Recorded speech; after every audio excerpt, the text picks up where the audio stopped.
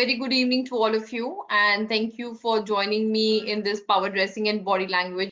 And this is, basically aimed towards the interviews that you guys would be going for, be it, data scientist role or a data analytics or, anything, any kind of job interviews that you're going for.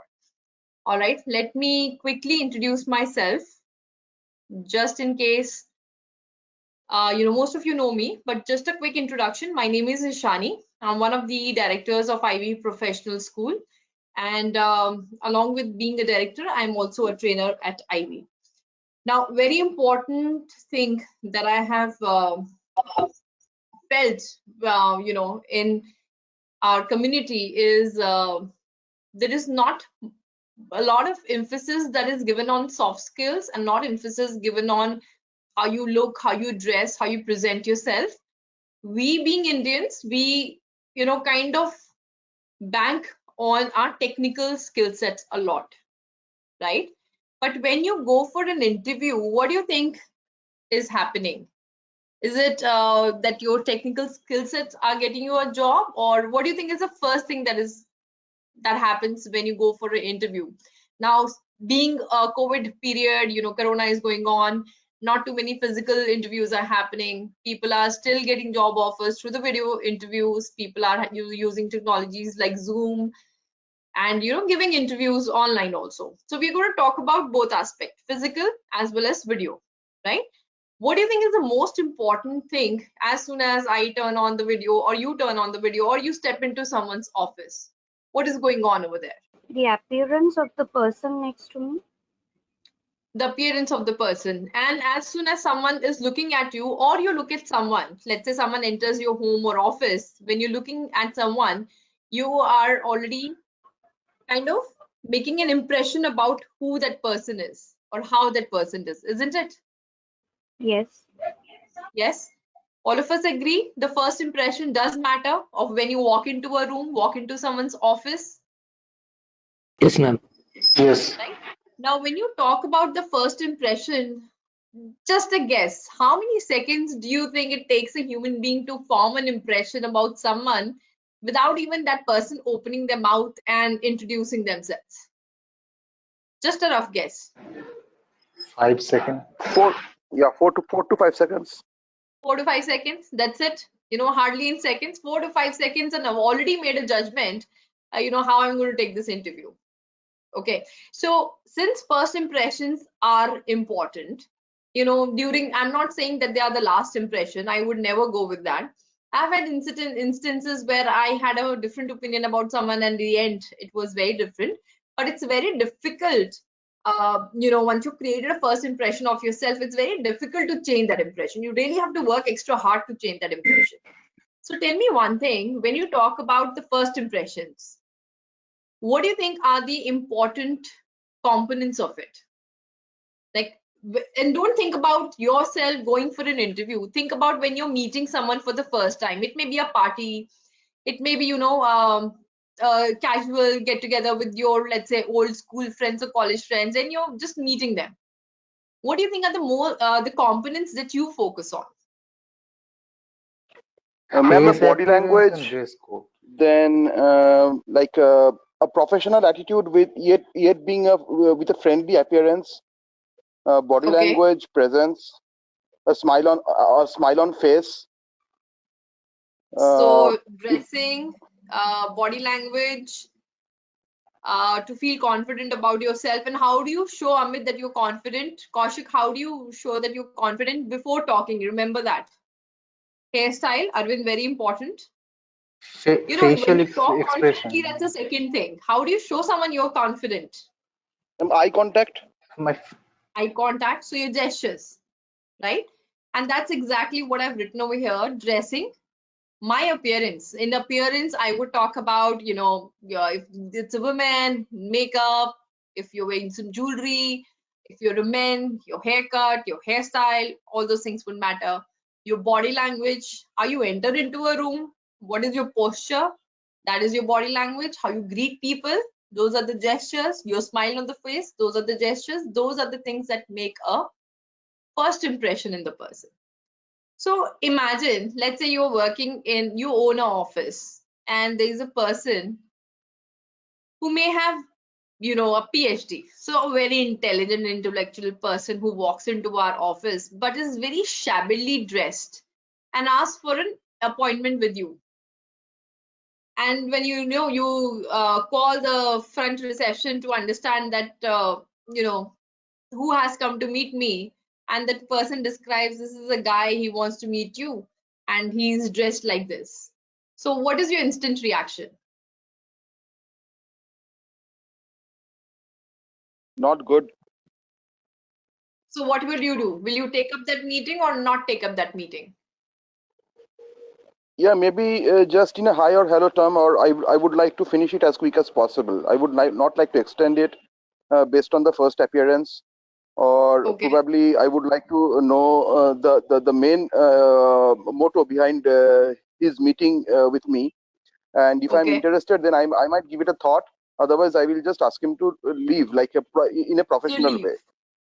All right. Sneha, what do you think? Sanchita, Shikha, seeing you after a very long time, if you're the old Shikha that we have at Ivy. EB, Garima, what do you guys think?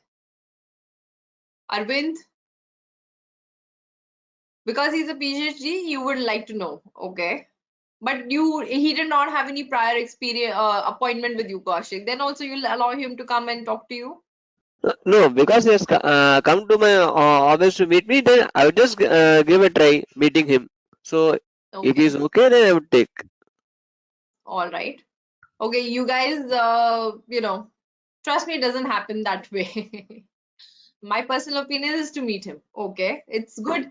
But typically, the way it happens, since we all are so bogged down by our daily chores and we already have our task, any meeting which is outside the schedule is we try to shove it off. Okay, to be very plain and simple. And if the person doesn't look impressive, if my person at the reception only is not impressed by him, I would definitely tell him to come back later after taking an appointment and send me an email. What is this meeting regarding? This is what I typically do. I'm being very honest. Okay. So, but at the same time, if someone is very sharp dressed and he enters into the office and he looks like an important person just based on his appearance, based on his body language and his dressing, even the person who is telling you there's a person to meet you will give enough weightage for that meeting to happen over there. Would you agree? Because that person would look someone who is important. Yes, ma'am. So yes, Yes. there Yes, is ma'am. good chances of having a meeting over there. So meeting, first impression makes a lot of difference. So let's start. I'm going to make you watch a video, and I would request all of you to have a pen and a paper ready with you. It's a small exercise. I want to do it with you right in the beginning. Everybody, I'm giving you 1 minute. Grab a piece of paper, a pen, or if you have your gadgets, your laptop or your phone where you can make some notes, you will have to make some notes for this exercise. Let me know when you guys are ready. You already were ready with notepad and pen, I believe. Yes, Arvind ma'am. and Good to go now. Yes, ma'am. Yes, ma'am. all right. Everybody seems to be ready. Great. So I'm going to play this video.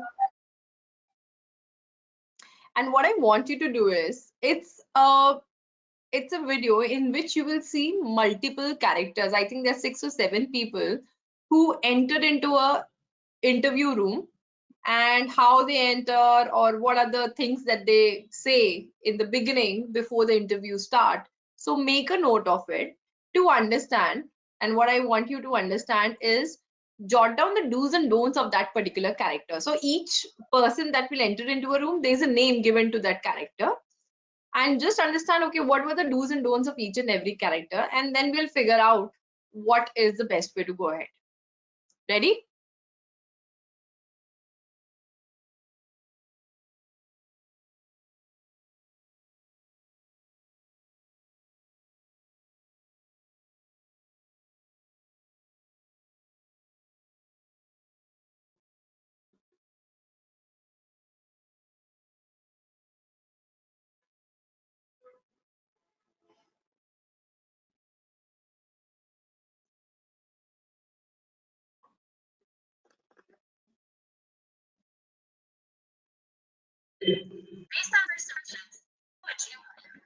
Okay. You all can hear it, right? No audio. You can't hear me? You can't hear the video at all? No, ma'am, the video No, is not ma'am. audible. No, the video Yes, is not ma'am. audible. Just one. Okay, try this one now. No? Still not. No, ma'am. The first time No, you ma'am. played it, it Okay. was audible. The first time I played it, it was audible. Yeah, you I have, just played it and stopped it. yeah, just hold on 1 second. Huh?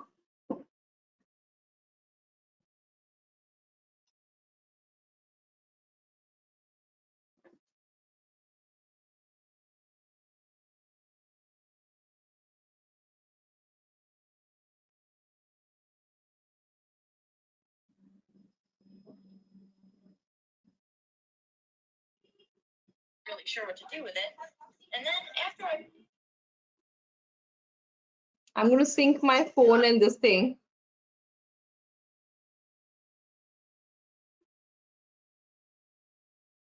Welcome to 30 Seconds to Impress. Did you know?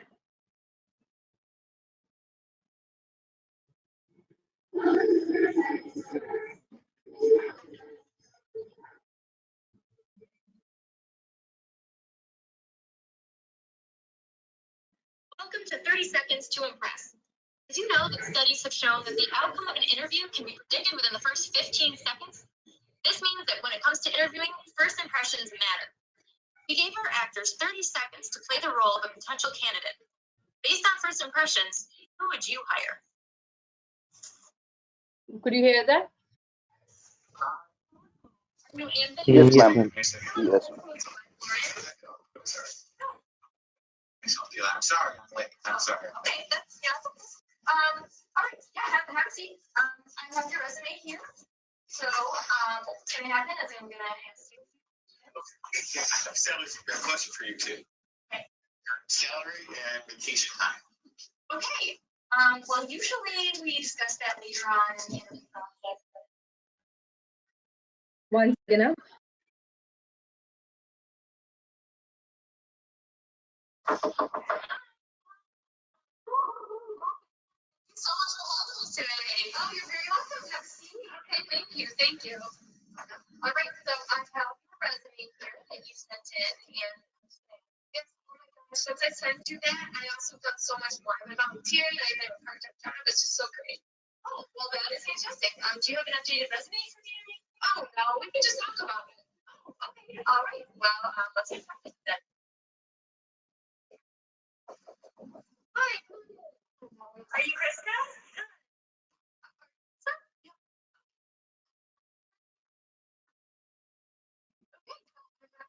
Here that you sent in earlier.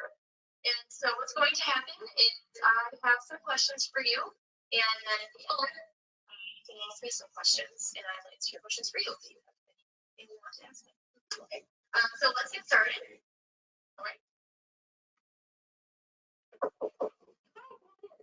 You Todd? Hey, Todd. Hey, Todd and Lauren. Hello, nice to meet you. Please, you do have a seat. Something? I did. I have it right here. Thank you very much. So I haven't had a chance to review your resume. And so what's going to happen today is I have some questions for you that I'd like you to answer. And then at the end, you're going to have a chance to ask me some questions if you would like. Okay, great. All right, so let's get started. Okay, looking at me. Here we go. I'm in the interview right now. Yeah, right. Okay. Are you Caitlin? Yes, I am. Hi, Lauren. Nice to meet you. Nice to meet you too. Have a seat right here. Okay. So I have your resume here, and I have some questions for you. And then at the end, you'll get a chance to ask me any questions that you might have about the position. Okay. All right. So let's get started.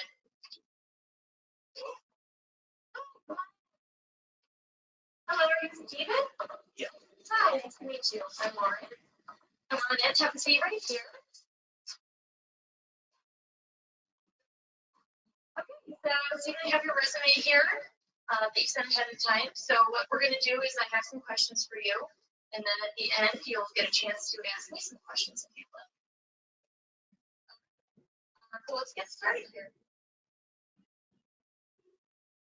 Okay, who would you hire? Ma'am, obviously not the third, fifth, and sixth one, So because you did not make notes of the name. yes, I was making the third lady.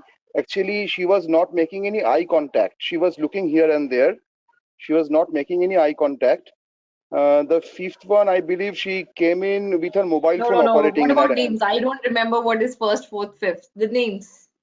Whom would you hire? Names were not audible, ma'am. Actually, the voice was But like it was way too low. The visible on audio the was screen. Dhritiman, it was visible on the screen. no. But the audio was not that clear actually, so I couldn't hear the names. That's okay. The names were popping on the screen. That's what I'm telling you. Okay. Okay. I didn't see So that. Arvind liked Marisa. Audrika said Todd. Amit said Marisa. Todd. Sneha, it's Todd, not Ted. And Steven is in India. No, Steven is not in India. Not that the characters are Indian. Ishan says Todd, Marisa, Todd. Todd seems to be a very popular choice, and the competition is by Marisa. Okay. Just not going to look at, just to make sure, this first person who came in, right?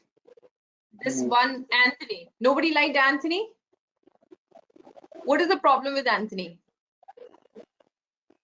I think he. Ridhiman, let everyone Okay. talk. Okay. Sure. Someone else, please. Hello, ma'am. This is Advay. Yeah, Advay, tell me. Ma'am, Anthony is, I think, he's talking to some certain kind of family members or something like that, ma'am. No professional attitude, ma'am. For Not a Anthony. professional attitude. Okay, Reeti says he looks like a clumsy person because first thing he does is hand it over to this person and he's already late, which again, you know, it's not a very nice thing to do to your employer. Sorry. Yeah, he just hands it over to her and then he settles down and hold it and take it again. Correct. So that's why not a very professional attitude. Very good. Let's move on to the second game. 1 second. In fact, he's fixing his. Okay, so Marisa is coming next, the person you liked. And do you think this is correct to ask about the salary and vacation time even before the interview has happened? No, not at all. Not at all, right? You're not selected and you're assuming your selection has been done and you go forward. Not at all. Okay. Yes, and it is not also Next advisable, is, ma'am, to extend the hand for handshaking okay, to be the first person actually, because it is the interviewer who is supposed to extend his or her hand for a handshake. not Not really. This is a probably something that we follow in India, but abroad it's not really like okay. that. You can extend your hand. That's not a problem. Okay. Now, Okay, ma'am. some of you picked Marisa, some of you did not pick Marisa. So my question is, people who did not pick Marisa, what was the problem there? Very good, Midul. Point number 1, she didn't carry a resume. And what else? I think she is the one who was looking here and there, not any eye contact. No, she's not the one. Ridhiman, you need Okay, to take she's better not. Okay. next time. Yeah, sure. I mixed up. Sorry. No one did carry the resume, Arvind. That is also correct. However, one character did ask that, did you get my resume or not? Otherwise, I'm carrying a copy. No resume, but her body language is better. Don't you think in case of Marisa, she was over enthusiastic about it? She's like, oh, I've done so much. She cut in between the interview. Do you think that's the right thing? No, ma'am. No, that's again a very bad thing to do in the interviews, that you become a little more, that this kind of body language is little called aggressive body language. It's aggressive body language, okay, in which you are trying to overpower the person in front of you. So this is also not the greatest one. All right, who else is there? The next came this person, Krista. What is the problem with Krista? Bad Eye attitude.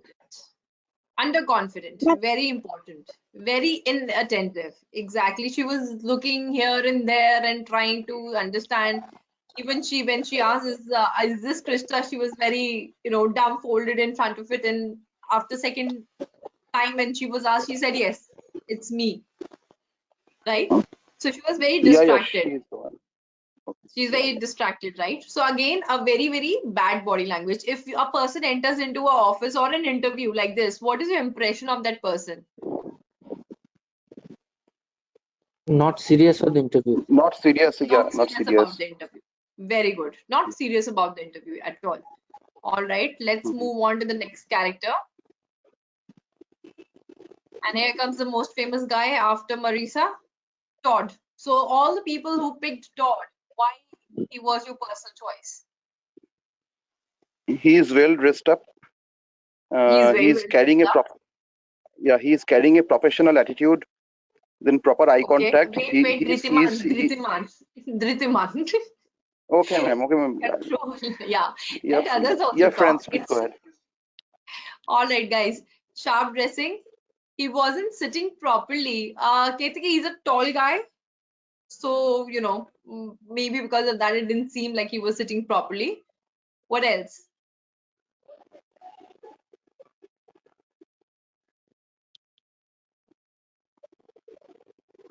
Yeah, he needed a leg room. Pretty tall guy, huh? He seemed confident. And did you focus on the greetings? I don't know how many of you were able to hear because of his accent. But as soon as he met, he said, yes, hi, I'm Todd. How are you doing? Good to meet you. His gestures were correct, right? So he was very well mannered. He was confident. He did ask, do you have my resume? If you don't, I have it, right? So when a person comes in like this in the interview room, what is the impression you're getting? Very positive. Very positive attitude, good vibes, exactly. Someone you would want to have on your team, correct? A balanced, composed person, well dressed with all the mannerisms and walking into the room, good vibes, professional, very good. And let's look at the other person. This, what about her?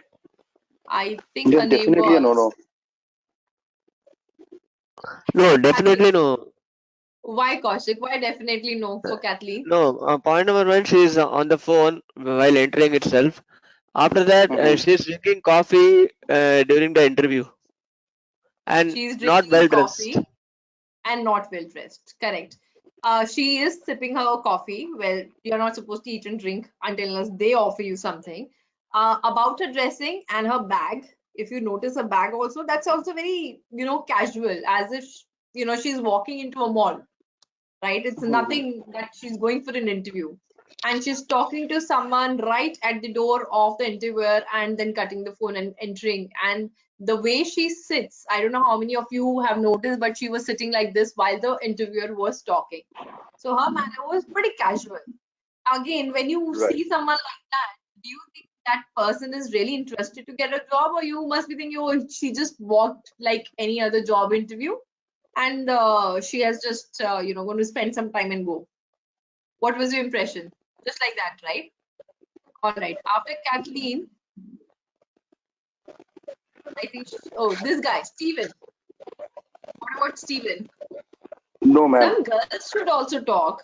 Why no girls are participating? Hand in pocket, shy, very good. Yeah, and very shy approach. Arvind is after. He's Indian. He's not Indian. He has hand in his pocket. He's very shy. Leg was not shaking. He was moving his leg. Okay, sneaking before entering, not sneaking. Not very confident about where he is entering. So not confident. And when does the leg shake typically? When he when one is nervous. When someone is nervous, exactly. Now when someone is nervous, doesn't seem confident, has his hands in his pocket, is hesitant to talk to us, would you hire this person? Preferably no. Definitely no. I have a question. So the problem is that you guys have to understand that, I am a trainer also, and I see a lot of people who I've seen they're technically brilliant. Like in the sense, if I have to ask them about some particular case study, or if I ask them a question, they are very good in telling me the right answer. But how you deliver the right answer is also very important, and how confident you look is also very important. Correct? So according to me, if I have to hire one of these guys, it would definitely be Todd. What do you guys think? Yeah, Yes, Arvind, ma'am. tell me. There, it's like a medical condition, when people overthink, or when they are given a problem, when they think about it, so they use some of their body parts. It's either your fingers or legs can be, say, legs will vibrate a lot, but that is a medical situation where the person is It's thinking not too much. medical situation. Trust me, it's not medical situation. But I It's have been not a to doctor, medical like problem. my Huh? case. I have been to doctor, like I have went to a doctor. My doctor said that when you overthink, and because of the passion in the body, so it happens. But different means everybody is different. So he said it is not a medical issue, but Yes, when it's you not a medical. That's what I said. It's not a medical issue. See, I'll tell you my story. When I was in college, and I am a person who likes to, be by the rule. Okay.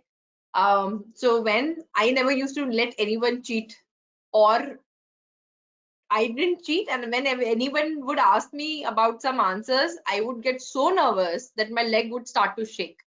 So my parents could figure out when I'm lying and not lying because of my shaking leg. So it's not a medical condition, it's because of nervousness that happens. Now when you know, or anxiety or nervousness, now this is something that you would know beforehand about your body. Like in my case, I have cold sweats also, right? I would know about it. So what do? You have to start practicing to control it. Now I don't have the shaking leg anymore. In masters, if ever anybody asks for something, I was very, telling the person, no, I don't want to indulge in it, and that's it.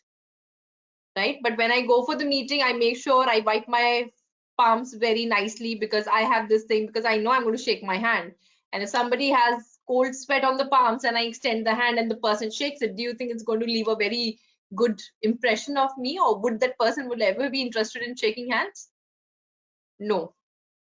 How could you practice? It's all in your mind. I know it might sound very funny, Shilpi, but trust me, it's in your mind that, okay, I'm nervous. You're typically nervous in job interviews just because these are one of the rarest events in our life.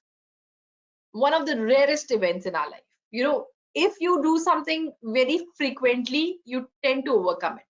So when you enter into a job interview while working also, that is something different, right? Arvind, that it might be little, not typically that happens. Okay. No handshake, yes, thanks to COVID, no handshakes for me. And in India also, it's a different ball game. Anyways, let's not diverge from the topic. But all these small habits, and we'll talk about it in body language, these are something that you have to first of all make yourself aware of it, and there are means and methods of overcoming. If you have stage phobia, should be a very simple remedy for it. Whenever, if you're traveling, right, in a public transport, and try to strike a conversation with the person sitting next to you, and he's a random person, right? So try to see if you're able to converse with the random person or not. That is the only way to get over your phobia. I don't know how many of you know this. When I was working in my company in US, I was first of all the only Indian, the only girl, and I was pretty young compared to all my team members. And somehow, through college, I got hired. My boss had come to college. He did some industry projects and he liked my work and he hired me from there. But he really didn't have a place for me to sit in his office. So when I joined the organization, they had to make a small cubicle for me where I could sit and do my work. And the cubicle was little away from my main team. I was sitting kind of alone. The cubicle was relatively very small, and you wouldn't believe it, but I was a super shy person. I would not indulge in conversation. In my whole master, I had one friend. Imagine that shy I was. and I would not even think that it was important to talk to people. I could literally touch all the walls of my cubicle while turning on my chair, that small cubicle, and I was pretty happy. And I thought, as long as I do my work and I am, putting in my hours, I will be noticed, I will be promoted. It didn't happen that way. And at the other places I saw, my team members, they would walk up, talk about the kids, talk about the vacations they're going to take, talk about some, baseball match or NBA match and random things, which I thought, oh my God, they're wasting time. But that is actually what helps you in breaking the ice and kind of creating a rapport with the person you are interacting with and getting you what you want.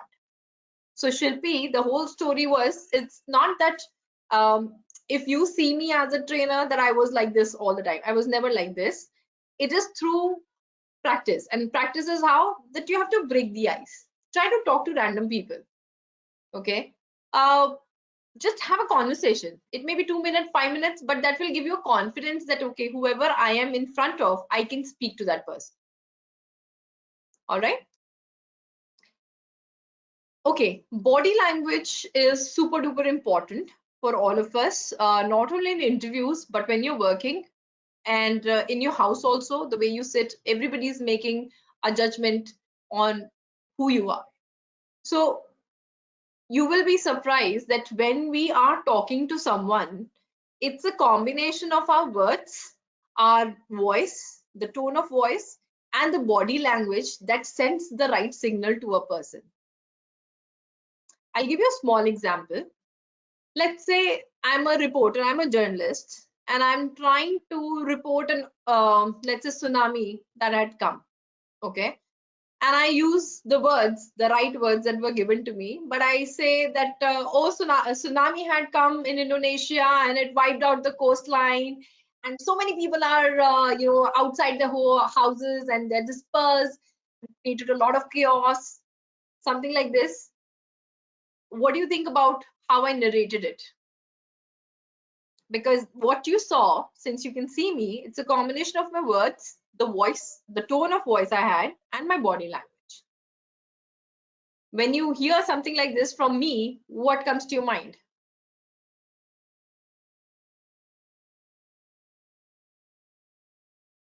Was I smiling? I was excited. Should I be Yes. excited? I was smiling. And should I be No. excited about this? Not a bit of shock and No. sadness. And people will think, like, what kind of person this is? Such a bad thing has happened. People are this person. She's just laughing about it. Do you think people will take me seriously? Absolutely not. And could I create that emotion in you when I'm narrating it? Again, no. So whenever when we are, using the words hardly make a difference. What message you convey with that word is dependent on your tone of voice and your body language completely. Another simple example, for example, like TVs have come, growing up, we had limited shows on the TV and a lot of people depended on radio. So imagine if you were, no, let's not imagine radio, we're talking about body language.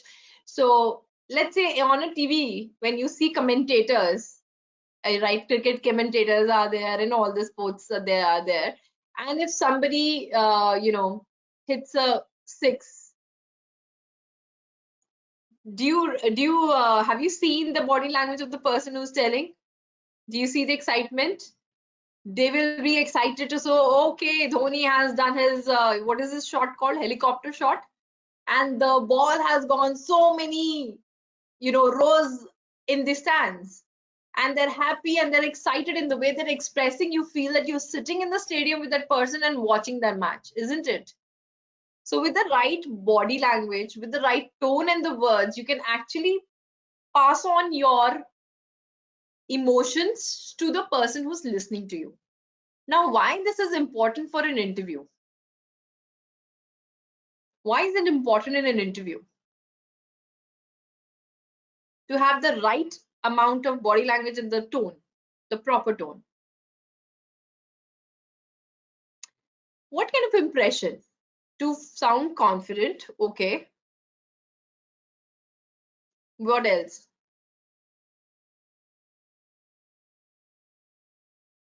that you're confident on the topic, correct? To convey the right emotion. To convey the right emotion, right? To even show that enthusiasm about being a part of that company, isn't it? Who does a company hire? The company hires a person who shows a passion towards the work they're offering and shows passion towards the company in which they're trying for. If I don't show my enthusiasm about the work, I don't have to go, crazy like the, the second person interview and she was overexcited, but I have to give the right amount of body language and tone of voice to convey that I'm here because I would love to come and work for your company. And this is the profile that I was looking for. As long as my body language is telling them this, I would be a person that the team is going to really consider. I've had instances working with multiple corporates in India, and I've been involved in hiring process of a lot of corporates when they hire from campuses. Arvind, good question. Hold on to that thought. I'll talk about that. And what I have seen is that they not only run behind the brains all the time, because in every industry there have to be people who are not only technically good but who are more presentable, who can talk and the forefront in the team, the marketing and the pushing the client that okay, what we are doing is correct. So when anybody is hiring, they're looking for both the type of people. If you have brains and you are assertive and you have a good body language, you show confidence, you are the perfect candidate. But we may have 60-40% some places, not only 50-50%. But body language is also something that takes you a long way in getting selected for your interview. Now, Arvind has asked a very good question. He says, what if the interviewer is very conservative? Then what do I do? If he doesn't smile, you enter an interviewer room, he's sitting, he's like, okay, hi Arvind, please have a seat. What do you do?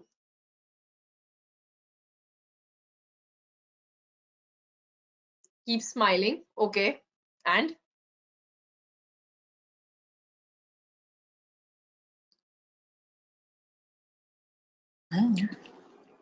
Say thank you, maybe. say thank you. But what about your body language, Namita? What about how you will start off the conversation since he is very conservative? Ask how you're doing. Very good. Smile. Pleased to meet you. Yeah.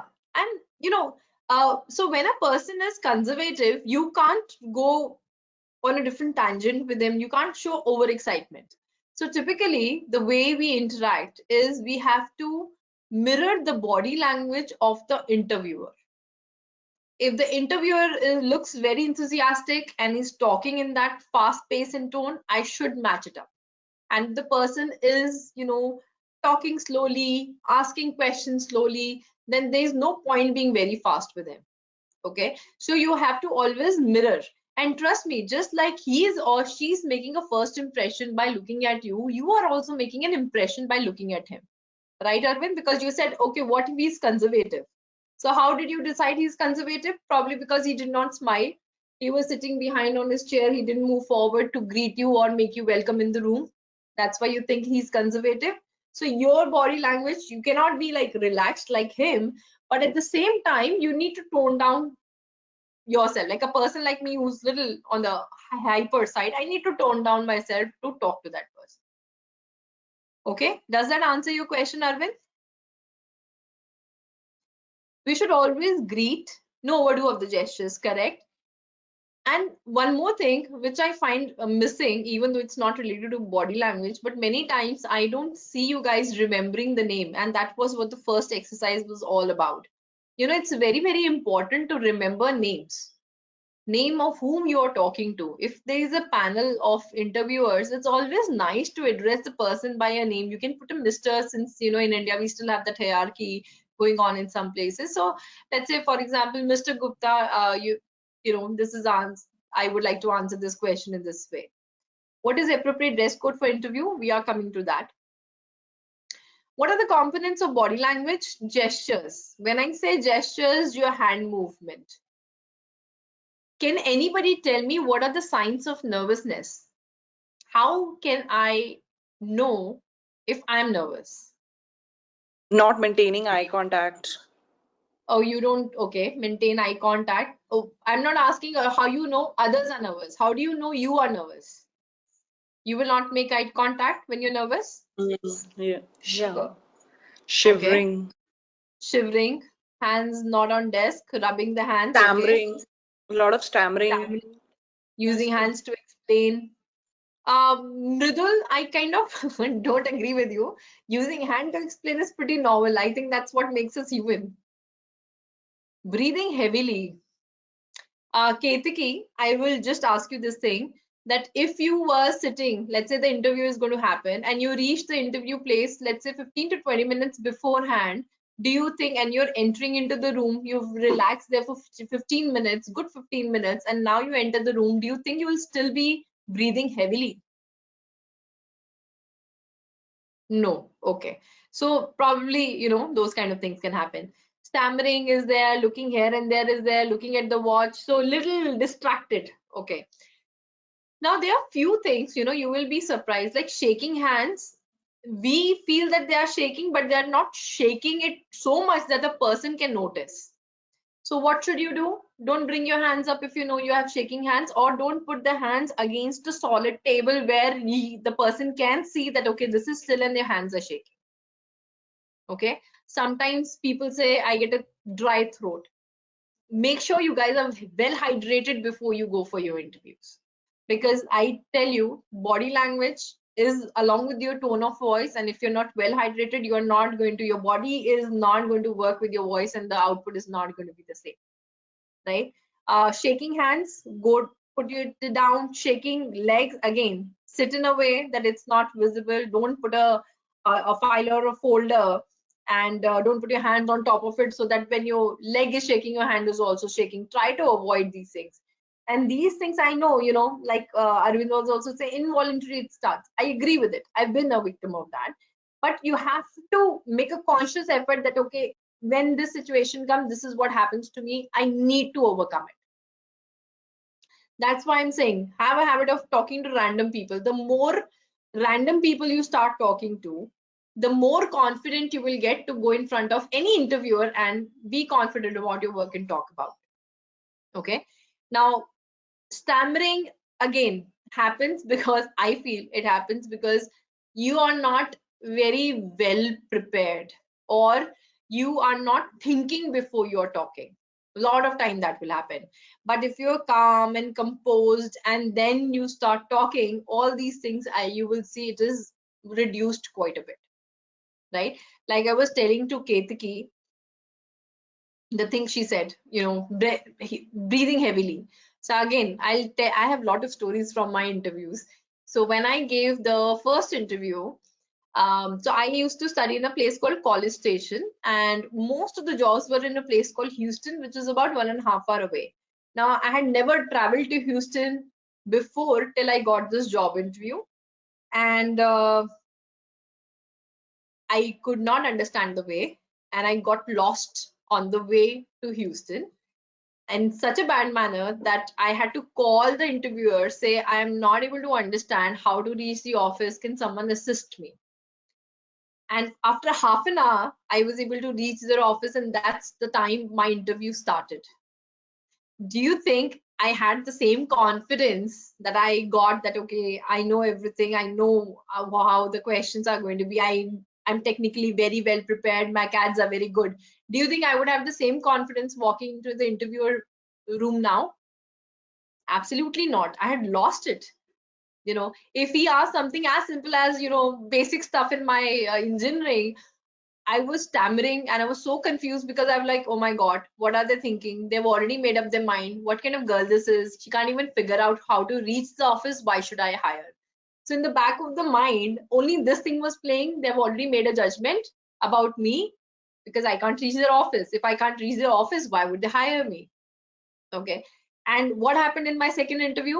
Didn't make the first mistake. I reached 1.5 hours before time and sat in the parking lot for 1 hour and sat inside the office for half an hour before my interview started. And because I was already sitting in that room, in that office, I saw people going in and out. I saw, how the body language was, how casual or how strict they were looking. The environment, you feel the environment. It gave me enough time to use the restroom, refresh and come, since I had driven about one and a half hour, and I was very feeling fresh inside and I was relaxed. I drank a cup of coffee and was sitting there. The second interview went fabulous. It was like a breeze. I was chit-chatting, I was confident. Whatever you asked me, even if I did not know, I was very confident about how I was talking, because I could easily understand the environment of the office, and that came in my body language. Okay, so that's another thing that we have to understand, that see, gestures are something that you can control, and how can you control it, or how can you make yourself more confident and get rid of all these problems, is by being in the venue well in advance of the time. Don't rush. If you rush, trust me, your gestures, your body language, all will be not in your control. Okay, body movements, you will be very nervous. Your behavior, like I said, in the back of my mind it was running that I'm not selected, I'm not selected. Emotions, again you're nervous, it will not be very effective. And coming to emotions, whatever you are thinking, or however if you're confident, trust me, your voice reflects that confidence. And if you create the right facial expression, and when you're talking to someone, he or she will be sold on any idea that you're trying to tell him. Do you guys agree to it? Yes, Your ma'am. face gives away, right? I'm a trainer. When I ask someone, do you understand? And the person is sitting in front of me, even if they say yes, I can tell them, no, you did not. Just because the body is not giving the right signals of what the words you are trying to give. So you have to keep your emotions. If you, let's say, whatever pressure you felt, or I'm in dire need of the job, let's not show that emotion to the recruiter. The recruiter has to only feel one thing, that you're very passionate about the role that you have come here for, and you're passionate to join his or her company. That's it. Other than that, what is happening in my life, whether I'm nervous, this is my first interview, or this has been a series of rejection and this is my only hope, these kind of emotions can't come on your face or in your talks. Now let's talk about dressing, the most important topic. What about room temperature? Sometimes I feel cold, but the others are normal in that temperature. Should I tell them to adjust? No, you can't. Good question, Arvind. So, these are the things that, let's say if you're going to bigger organizations, like where there is central cooling and heating system, there always this thing is going to be there, that I am going to feel cold, right? So probably if you already know, okay, if I'm going to go to, let's say, Capgemini for a meeting, let me wear a jacket and go. A light summer jacket I can wear right now. And if it's winter, you're already wearing a jacket anyways. So carry something that if you enter the office and you say, oh, this is cold for me, carry a jacket, please wear a jacket. But you really can't tell them to adjust the temperature for you, because there are again 50, 100, 200 people sitting in that particular temperature. You forget about interviews. When you are working also, you can't tell them to adjust the temperature. Okay. So forget about interviews. You are in no right to tell them that the temperature is too cold or too hot for you. All right. Now, you'll be surprised. I do get calls where people ask me, can I wear a jeans and go? What do you think is my answer? Can I wear jeans and go? No, ma'am. No, ma'am. If you wear jeans and go, what does it tell you, tell the interviewer about you? Not serious. Yeah. Not professional. Too casual. Remember we said that, oh, that person, the woman, she looked like she was on the phone having a cup of coffee, and she walked in, she had gone to a shopping mall, and in between she came for an interview. So no, definitely no, you can't wear a jeans to your interviews. What about your sneakers or the sports shoes? Can I wear those? No, ma'am. You all are saying no, but trust me, I get questions like that on daily basis. I have So a no. Yes, Arvind.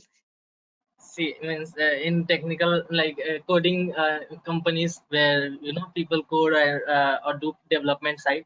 So I have seen like they are very casual in the dressing part, like and the more they are casual, it feels like the more they are super cool and super dupe type, because they're not in the consultancy businesses like they have to meet client always and speak Correct. or sell something and all.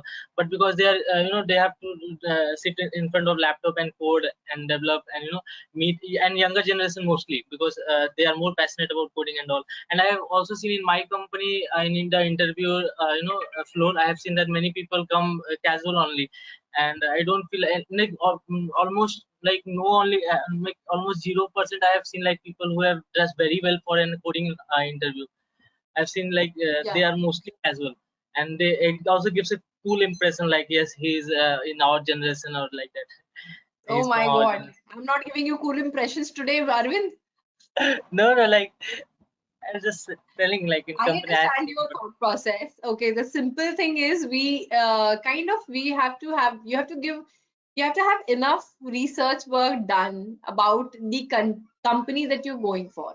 Okay, let's say if I am going to go for a company like you are describing, where people are little casually dressed in sneakers and t-shirts.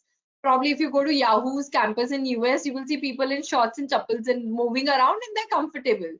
If you go to Google, you will not see everyone. People are playing basketball and volleyball and dressed up as anything, because what these companies are trying to drive is that we give you all the comfort and freedom, but you have to be creative. You are in technology field, right? Now, if I'm going to such interviews, do you think I can dress down and go? I cannot. I have done training for such institutes, and I as a trainer also, I can't dress down and go. Why? Because I have to show myself as a person at a higher level. Okay, if I want to enter bigger companies, even whatever their dress code may be, probably I might not need a tie.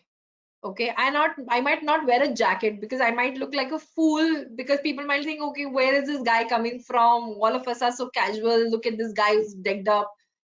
But I still need to wear a formal shirt. I still need to wear pants, and I still need to wear my proper shoes. I might dress down by not wearing a tie. I might dress down by not wearing a jacket, but I can't dress down to that level. Okay. And another thing, when I used to train in all these corporates, now with the COVID, everything is pretty much online. On Fridays, dress casual. Anybody who's in IT kind of company, you would know that it's Fridays casual dress. And I was shocked to see that on Friday, does the manager disappear that they are dressed up in weird fluorescent colors and weird shoes, and I don't know where the set of clothes come out from. And that's what I used to tell them also. Do you think your clients won't visit, or let's say internal clients won't visit on Friday, or your managers have disappeared somewhere? Because every now and then, even when you are trying to get promotions in your organization, all these things will get counted. So I am not a believer that, okay, if the other people are wearing very casual and sneakers and coming to office, I should do that. I'm going to maintain my dressing sense. I might not overdo it, but yes, I'm not going to underdo. So go for casual formals. That's what we call. Probably wear a polo t-shirt and khakis rather than a pant. But you can't dress down. If you are aiming to become a manager, we say you have to become a manager.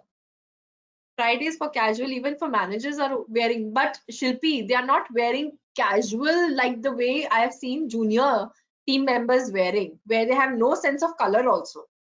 They would wear probably a polo t-shirt or a round neck t-shirt and khakis, but they won't dress down with the torn jeans and orange or a red color bright t-shirt. That is absolutely no. It doesn't have to be that you're entering an office and the next thing I'll find you is in a club. It can't look like that. And trust me, I've seen this. And I was shocked to see that, okay, even we had Fridays, casual Fridays, but we don't dress down to that extent that it doesn't look like I'm going to office even. Azim is saying even people who are good at technical knowledge lose confidence because they are not fluent in English. I know, and I assume there are a lot of people. Only thing is that you see, it's not that anybody who is entering into this industry, or right now with the age group that you all belong to, I don't think so. The problem is that you guys don't know English. You all know English. It's a matter of application. If I'm someone who is talking in English frequently, my English would be good. I will be confident in talking. And if I'm confident in talking, I'm confident in conveying my idea also. But if I'm a person who's not using English as my, day-to-day language, English is infrequently, very rarely used in my life. And when I have to express myself in that language, I am going to have trouble with it. So the only way out is practice, practice, practice, nothing else. Force yourself to talk to everyone in English, irrespective the person is giving you answer in their mother tongue. And this again happens a lot in a lot of bigger organizations who are driving people to speak English, but even the managers I've seen, they're not pushing guys. They say, oh, we don't feel connected. They don't feel connected if we don't talk in the mother tongue. So it's up to you. See, it's your growth, it's your personal growth. So you have to force yourself. I'll talk in English, let the other person reply to me in Hindi or Bengali or Marathi or Telugu. It doesn't matter. I will speak to the person in English. That's the only way to get rid of it. So what I did with my firstborn, I'm not experimenting on my second child, but with my first child, me and my husband completely refrained ourselves from using Hindi language with her. Completely refrained. And it is so done that English is her mother tongue and Hindi she doesn't know very well. Just because in the home we use English with her, in the office we use English with her, in any kind of conversation, English books, English TV, English songs, everything English. No regional language was introduced to her. So when she has to talk, when she's angry, she wants to express herself, she can only use English language. And her teachers were amazed that how come at this age her English is so good. Till now she reads the book, she's 8-year-old, but she can read easily books which are like for 12 or 13-year-old. Reeti has seen my child. So her Hindi is not great, but yes, English, we had inculcated this thing right in the beginning for her. Second one is more like he does whatever he feels like. Okay, let's come back over here. So wearing tennis shoes, not allowed. Jeans, cargo pants, style pants, not allowed. T-shirts, especially the round necks, not allowed. If you're going for a company like Arvind was talking about, where I know there's a casual dressing, probably at least a collar t-shirt I need to wear and go. But I would say even don't do that for interview. Once you get into the company, then you do. But for interview, wear a shirt and a pant.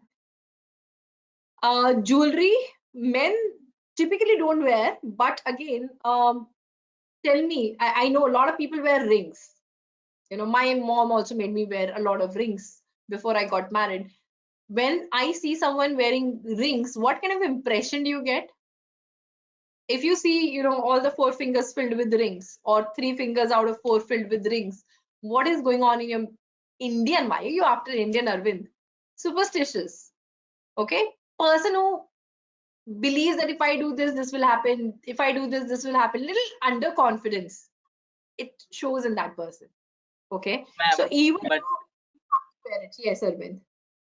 Ma'am, but it may be superstitious, but people who know the science, suppose by people who have done enough research on it, and they understand why they do what they do. Yeah, and not only that, even astrology is a science. So how can we say that it is superstitious? Like we cannot like. But always... you are depending on a stone to create a miracle of who you are. Actually, that's a science. Like the stones are kept so that when the sunlight falls on it, so there is a change in the body aura and the body conditions. So things happen like that. Like I think it's all in the mind. See, if this was true, even if it was true science, I don't want to disrespect anything because my mom made me wear them. I believe, somehow even I was feeling that yes, it is helping me. But if these things were so true, don't you think everybody in the world would adopt it? Yeah, but there is always genuinely things that we feel. Huh? there are things which are genuine and fake. Suppose there is a note in the market which is genuine 100 rupees note and also fake 100 rupees note.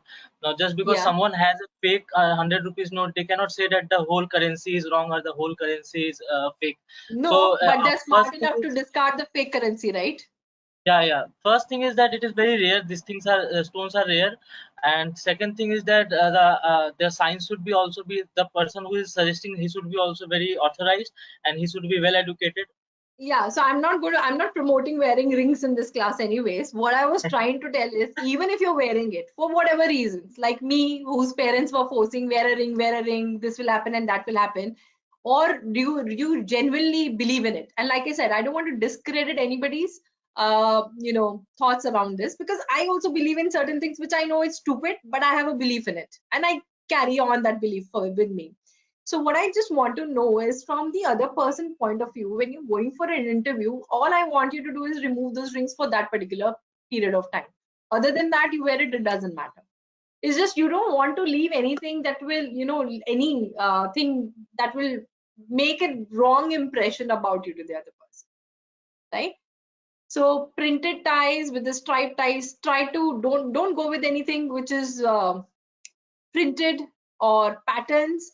All you have to do is make sure you wear plain. And before entering into this workshop, I was not wearing a plain shirt.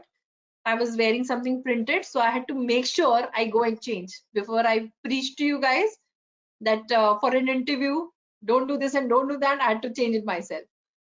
For women, I also fall in this category, that I used to love wearing open toe shoes. I always used to feel more relaxed in it. But this is actually not a formal shoe wear.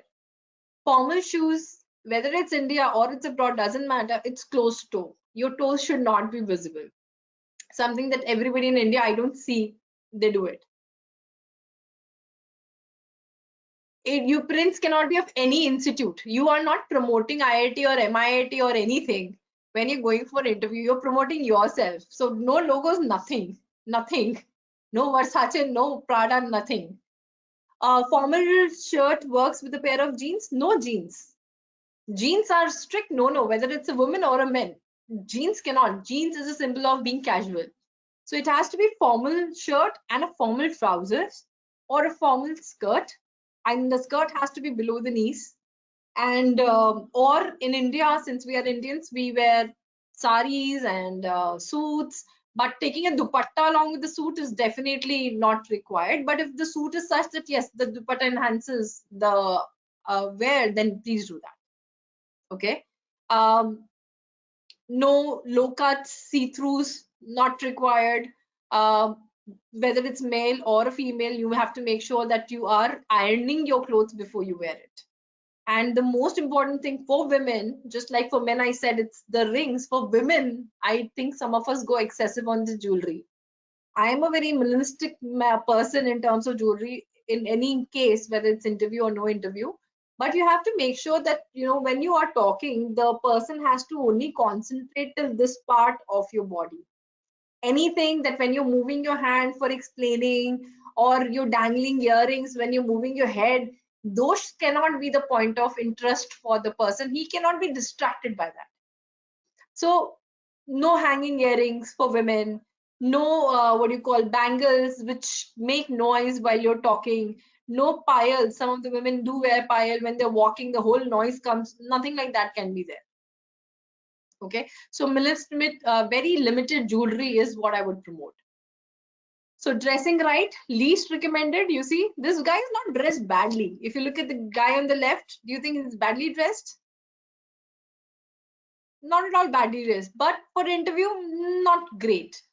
So here you see the person is wearing only tie, the third person, the short one, he's only wearing a tie, but dressed properly. The next person, he's wearing a jacket, not a tie. Okay. Then this has become like, the last one is the proper business suits that you have. Now, if you're a fresher, it's not recommended that you go with a full business suit and enter into an interview. So you just have to make sure at least, you're wearing a tie or a shirt and a trousers if it's summers, and if it's winter, please do wear a jacket and go. Please invest in a good jacket and a good tie for the interviews. It is mandatory. A lot of time I get this answer that it's too hot.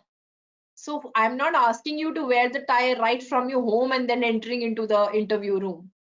Keep the tie in your bag as soon as you're able, entering the office, not the room. Entering the office, make sure outside you wear the tie and enter. Go there much before time so that you freshen up. And we live in a hot and a humid country. If I see that my shirt or my blouse is little more, sweaty, it's smelling, or it's got some, patches on it because of the sweat, then always keep a spare in your bag to change it over there. So, but you need to have that much time to do all this thing. Go freshen up, comb your hair again, because if you're using public transport and reaching, it's not in your control. Somebody spills something on you, it's not in your control to do it, and you have no way to explain to the other guy why your shirt is stained. So always keep an extra pair in your bag. Always make sure you have a comb, you have a deodorant. Always, till date, I always carry a small perfume in my bag. Anytime I'm going for a meeting, I make sure I put the perfume and then enter it. Let's look for the women.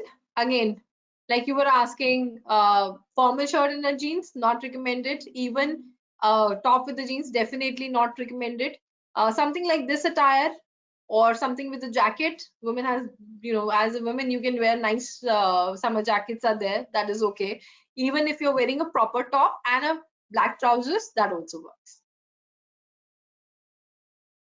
So again, some do's and don'ts. Plain shirts, yes. Printed shirts, absolutely not. Pastel colors, yes. Bright colors, absolutely not. Okay. Why do you think printed is so banned? Why do you think, like we were talking about logos or the prints, why is it so bad to wear prints? It's distraction, exactly. And do you want the person to be distracted to what you're wearing, or do you want him to focus on your talks? You want a person to focus on your talks and nothing else around it. Okay, so you have to make sure that you wear pastel colors, plain shirts, whether it's male or it's female. No prints, no fancy designing should be there, that the person is focusing on your fashion sense more than what you know technically. Right? Invest in a good tie. Tie again has to be very simple. It can be plain tie, it can be striped, but nothing more than that. No prints, no birds flying, no kind of animals on it, nothing. No fancy stuff over here. No jackets like the one that you see, leather jackets are allowed, even if it's a black color or a brown color. It has to be a formal jacket that you wear. For women, no stylish dressing, even though I know in India we don't do like that. Even in this case, even when you're wearing top, I might sound a little awkward to you women, but even if we are wearing tops, we have to make sure that, okay, without sleeves, not a good idea. Short tops, so that if you're bending somewhere, it's not enough, not a good idea. No slits. If you're wearing a skirt, no slits. Safest is wear a trouser, wear a full sleeve shirts. That's the safest. Black is a safe color, definitely. Black color shirts are safe, not a problem at all. But again, don't be completely black and walk into someone's office also, right? Don't wear black throughout. So where like when I was going for interviews, I had this light blue shirt, I had a light blue, light pink color shirt, and a creamish off-white shirt. So these were my 3 shirts that I wore to all the interviews, and black trousers and black shoes, standard.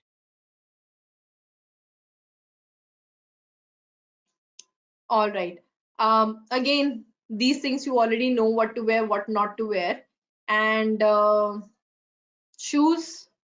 Like this is what I meant, women on the left side, closed toe shoes, please. Even if you wear heels, that's not a problem.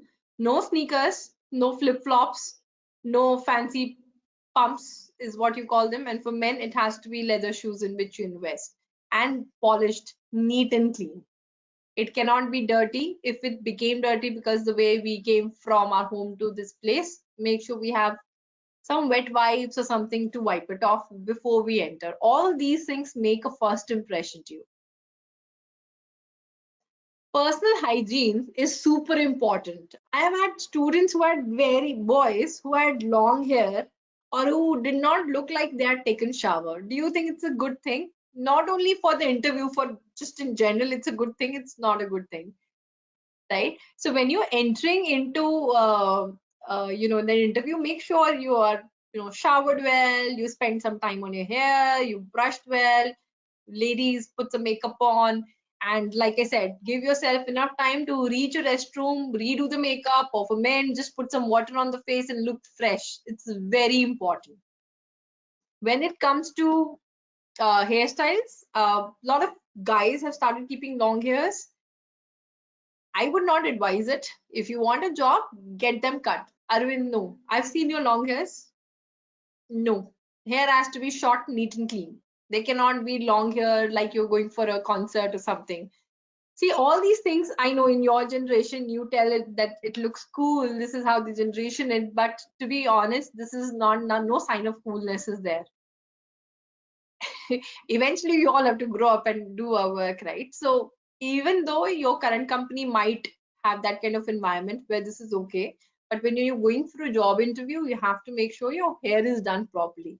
Even for women, sometimes we make a bun and then move around. For interviews, you can't. You have to spend enough time making sure your hairstyle is proper, have a proper haircut, something that is not too fancy, not too having fancy hairstyle, but a basic one. Something like this for boys. Girls also spend some time on your hair. This is correct. Long hair, Arvind, even though he's Brad Pitt, still not allowed for interviews. It has to be neat and clean, properly cut, short hair. And a lot of people have colors also these days. Again, colors. What do you think about it? If I have my colored hair, good or bad? And does it work out in India at least? Looks weird, not healthy even. Colored hair again. If you go for those, I had someone working in my team. Mehendi and all is different, but it depends on color. I'll go with Somashish because if you do like something that blends in your hair, like a natural tone, then it looks fine. But if you try to become like green, I had someone working in my team. She had a small portion of her hair dyed red, like really red. Trust me, the whole time I met her, that was my first piece of information, advice to her. I like, get it cut. It doesn't look nice. I don't want you meeting people at Ivy with this kind of hair color. Get it cut. So I made sure she got it cut. So you have to, have a sense of what color is acceptable. Going for greens and violets and blues and purples and reds, not advisable. Money wasted, I don't know. There's good in fashion sense, but when you're talking about, when you're talking about business, when you're talking about that environment that you're walking into a company, and we all want to work for bigger, larger organizations, then you have to make sure that people from other countries would be coming, people from other companies would be coming, and whatever I am giving an impression to that person, that is what he's thinking about the work environment, right? So make sure you don't have those colors.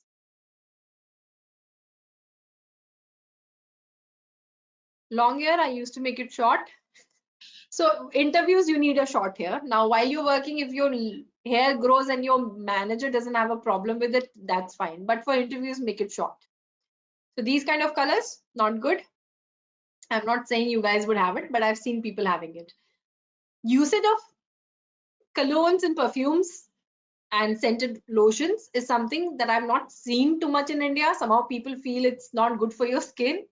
Don't put it on your skin, put it on your shirt, put it on your clothes. It's important. Imagine somebody walks into a room who is not smelling good. What is going to be your reaction? You can't tell the person you're not smelling good, but as soon as the person entered, the smell changed. What will you tell?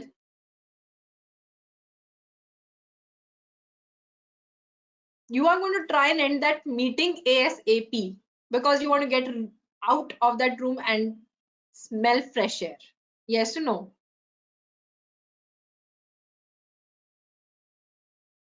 So if you don't smell good, that is going to be a trouble because the person is just going to ask you 2-3 questions and end the interview, not even going to care whether you know things or not.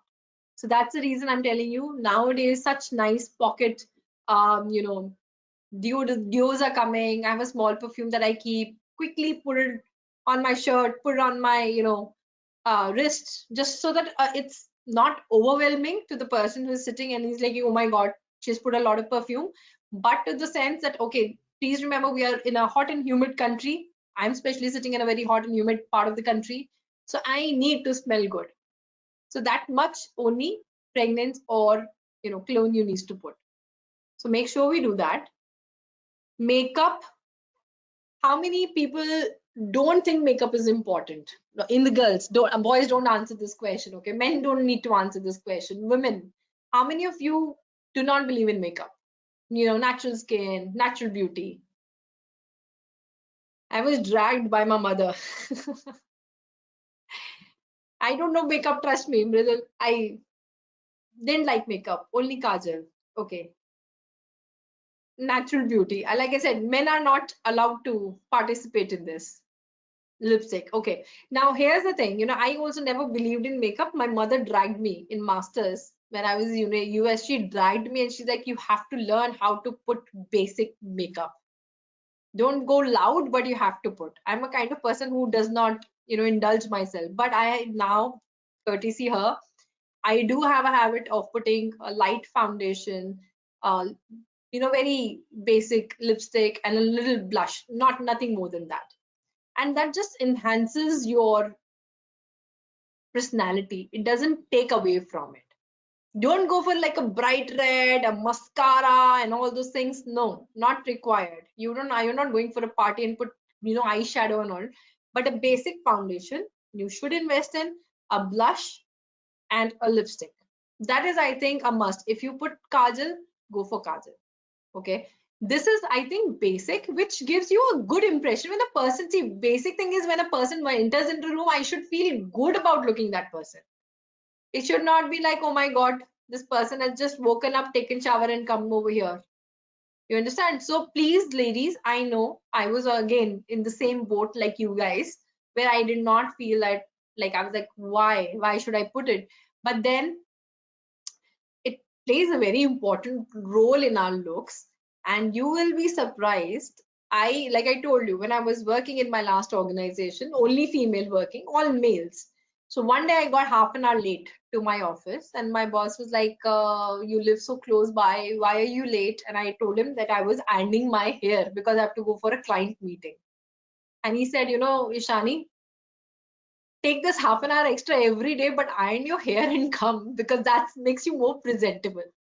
Coming that from a male boss, like, oh my God, do I look that bad without it? And secondly, he said, like, I don't put nail paints. I don't have long nails, but I had put nail paint for some occasion and then it got chipped. He noticed that. So imagine, people do notice all these things which we don't find very important. So make sure either you put your nail paint for the interviews or completely remove it and go.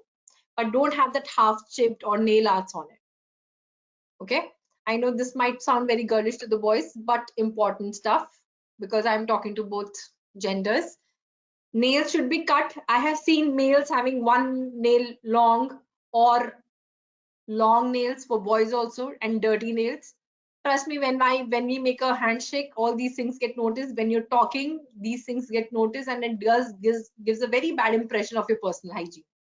So take time out, cut your nails. For women, you can have long nails, but make sure they're properly manicured. Nail paint, if it's there, make sure it's proper. Otherwise, remove it just like I do, because I don't get time to do it.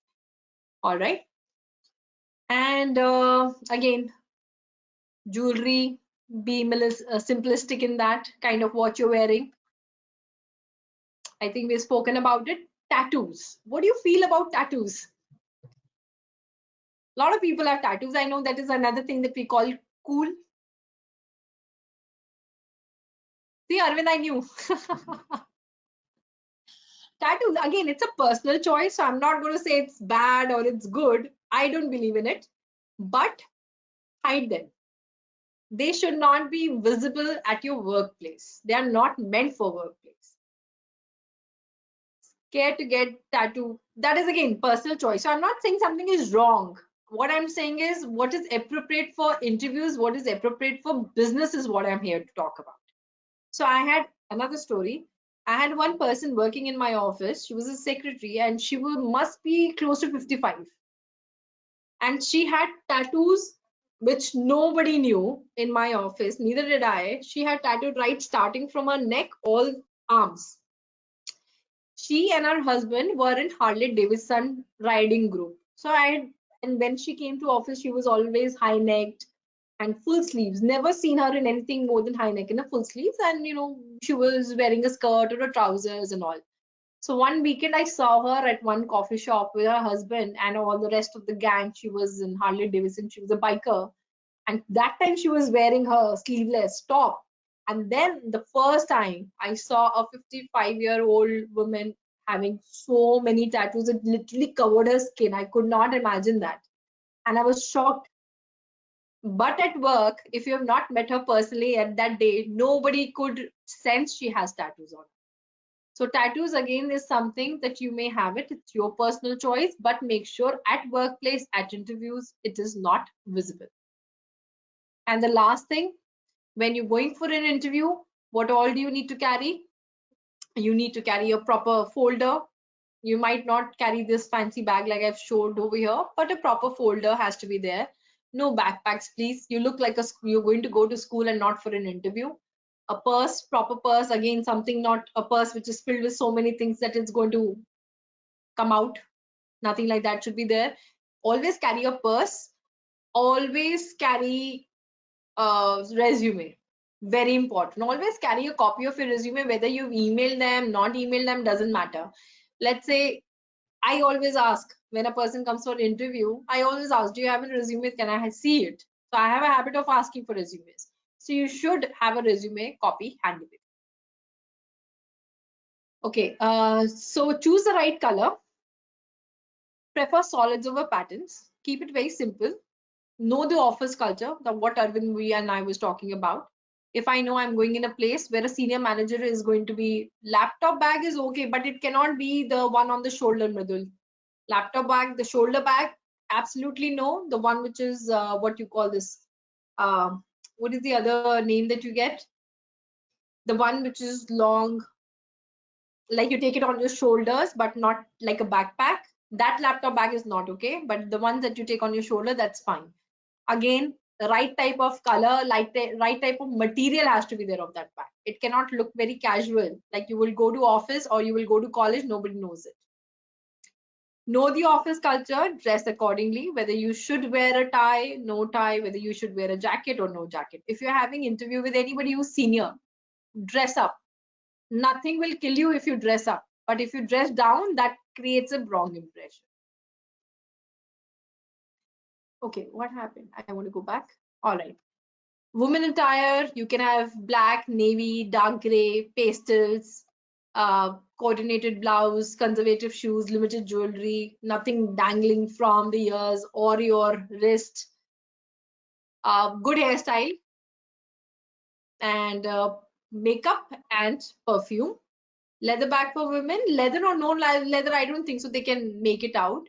But yes, what do you call, it has to be, again, neutral. Don't pick a bright red bag or an orange bag or something which has a lot of, outside decorations on top of it. Anything which is blingy, don't carry that one. This, I think we've already spoken about. So I'm not going to take over it again. Now, this video interview, I thought of including this in my workshop today. This is the first time I'm talking about video interviews, and the reason I'm talking is because of COVID. A lot of you are going through the interviews, telephones are there, but definitely whenever they want to do the final offer, before that, they definitely take a video interview for you, right? So just let's go through this a little bit. Few tips. What should you use, computer or phone? Computer. Why not phone? Why not phone? Laptop, computer, same thing. Something which is in front of you and you don't have to hold it. Better posture, easy. Those are small, you have to handle it, right? It is not very stable. Very good. So use your computers or laptops, in desktops or laptops instead of phone. Always stack your computer on top of your books. That's what I've done today also. And trust me, what happens is, because right now when I'm looking straight and I'm looking at the camera while I'm talking. So when you look at my video, it looks like, yes, I'm sitting in front of you and talking. Now see, if I remove this thing underneath my laptop, and now, does it give you the same quality of eye-to-eye contact? Because now I'm looking down and I'm not looking straight. Did it make a difference? It did, right? So make sure, see, I have this box, not kidding, huh? I have this box and I'm keeping my laptop over here so that it gives me a better eye-to-eye contact, just like how I would have a person sitting in front of me. Okay, eye level, it gets adjusted. Set your phone to do not disturb. The phone should be either switched off completely. Why I use 20 monitor and I've connected, that is why external webcam. That is good. Phones, big distraction. I would say never put your phone next to you, because human habit to go and look at your phone. Anything comes up, the message, the call, you have the habit of looking there, and that kind of shows your disinterest towards the interviewer. Okay, so avoid it. Even your computer, it has to be disabled all of the notifications that keep coming, because you sometimes share your screen, or even if you're not sharing the screen, you are distracted from where you should be looking at. So try to disable all the notification. Have a backup technology. What I mean by that is, let's say I have a computer, it's working fine right now, everything is right, the internet is working. What if something goes wrong? Always have a backup ready, that okay, if this computer shuts down, this internet doesn't work, what is my backup? Because sometimes I've seen people losing their um, chance over all these technology glitches.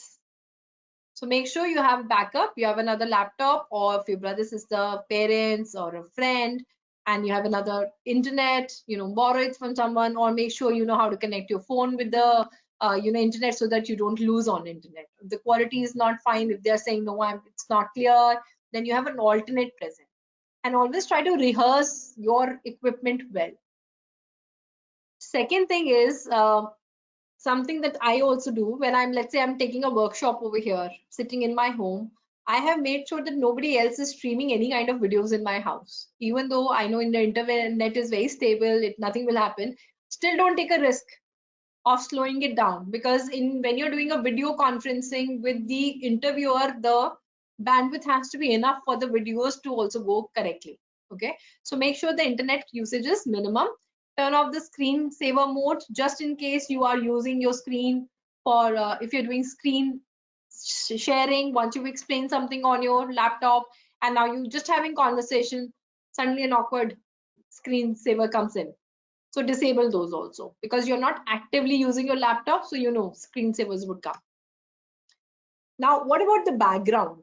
And this again, I have my first experience when I was taking some interviews of some of the students. The background was so cluttered, white or not white, I think that is not in my hand. For example, I do have a plain white wall. It's not white exactly, but I have a plain wall in my house. If I go to my other room, I have a red wall. Okay. So, but you have to make sure that it is nothing which can be distracting. Like I cannot have a cupboard behind me or a showcase rather, not a cupboard, a showcase, or I should not have a door behind me where people are going in and out. So I have to control my background a lot, right? It has to be as plain as possible. And when you dress, you have to dress as per your background. Now, if I am sitting against this white background, I should not be wearing very light colors, because then I blend in with my walls. So I have to make sure I wear some, contrasting colors along with my background. But we can have digital background, may or may not be. You can, but may or may not be. And why? This is who you are. This is where you are. Until unless there's a problem. I have had corporate interviews happening, where what these guys did. So I was, interviewing some of the people in which probably they did not have a white background or a person or a place where there's a less distracting. So what these guys smartly were told to do was to put like a white bed sheet across behind them, so that it doesn't look that bad. Zoom meetings and all I can understand, but you know, if you have seen those Zoom meetings with artificial backgrounds, a person saying when you move a lot, that becomes little distorted. I don't know if you have noticed this or not, but that's the number one reason I would tell you not to put a digital background behind you. Try to sit in a place, it may be a small nook and corner. It doesn't have to be a big area. Okay, small place, but it's less distractive. Make sure there's enough light in the room. It's not that the person is not able to see your room, see your face. It has to have enough light. Avoid clothing pattern or color as the background. Use earphones to make sure that you're not asking the person to repeat again and again. What? I didn't hear you. Can you repeat again? Or you're sitting like this next to your laptop, which I do sometimes when I'm taking classes, because I can't hear. And then immediately I have to tell that I need an earphone so that I can hear better. Keep a water bottle with you, because as and when you talk a lot, your throat gets very dry, and as soon as the throat gets dry, my body language, my voice, everything will tend to become little less than what I started off with. This is, I think, very, very important. I know it's not a part of your dressing or body language, this whole set of slide, but I thought, you know, since all of us are in this era right now, video conferencing software.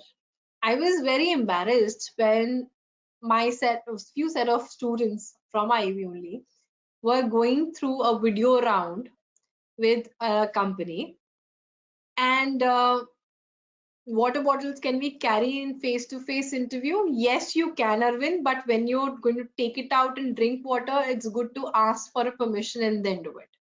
Okay, but yes, you can carry. So this video conferencing software, the feedback that I got was not technical. The feedback that I got was, Eeshani, you got to make your students understand how to use WebEx or how to use Zoom. They don't know how to mute, they don't know how to share. So that is one other thing. Whenever the companies are sending you a link, let's say it's My Teams or it's Zoom or it's WebEx, you know, those are the most popular one.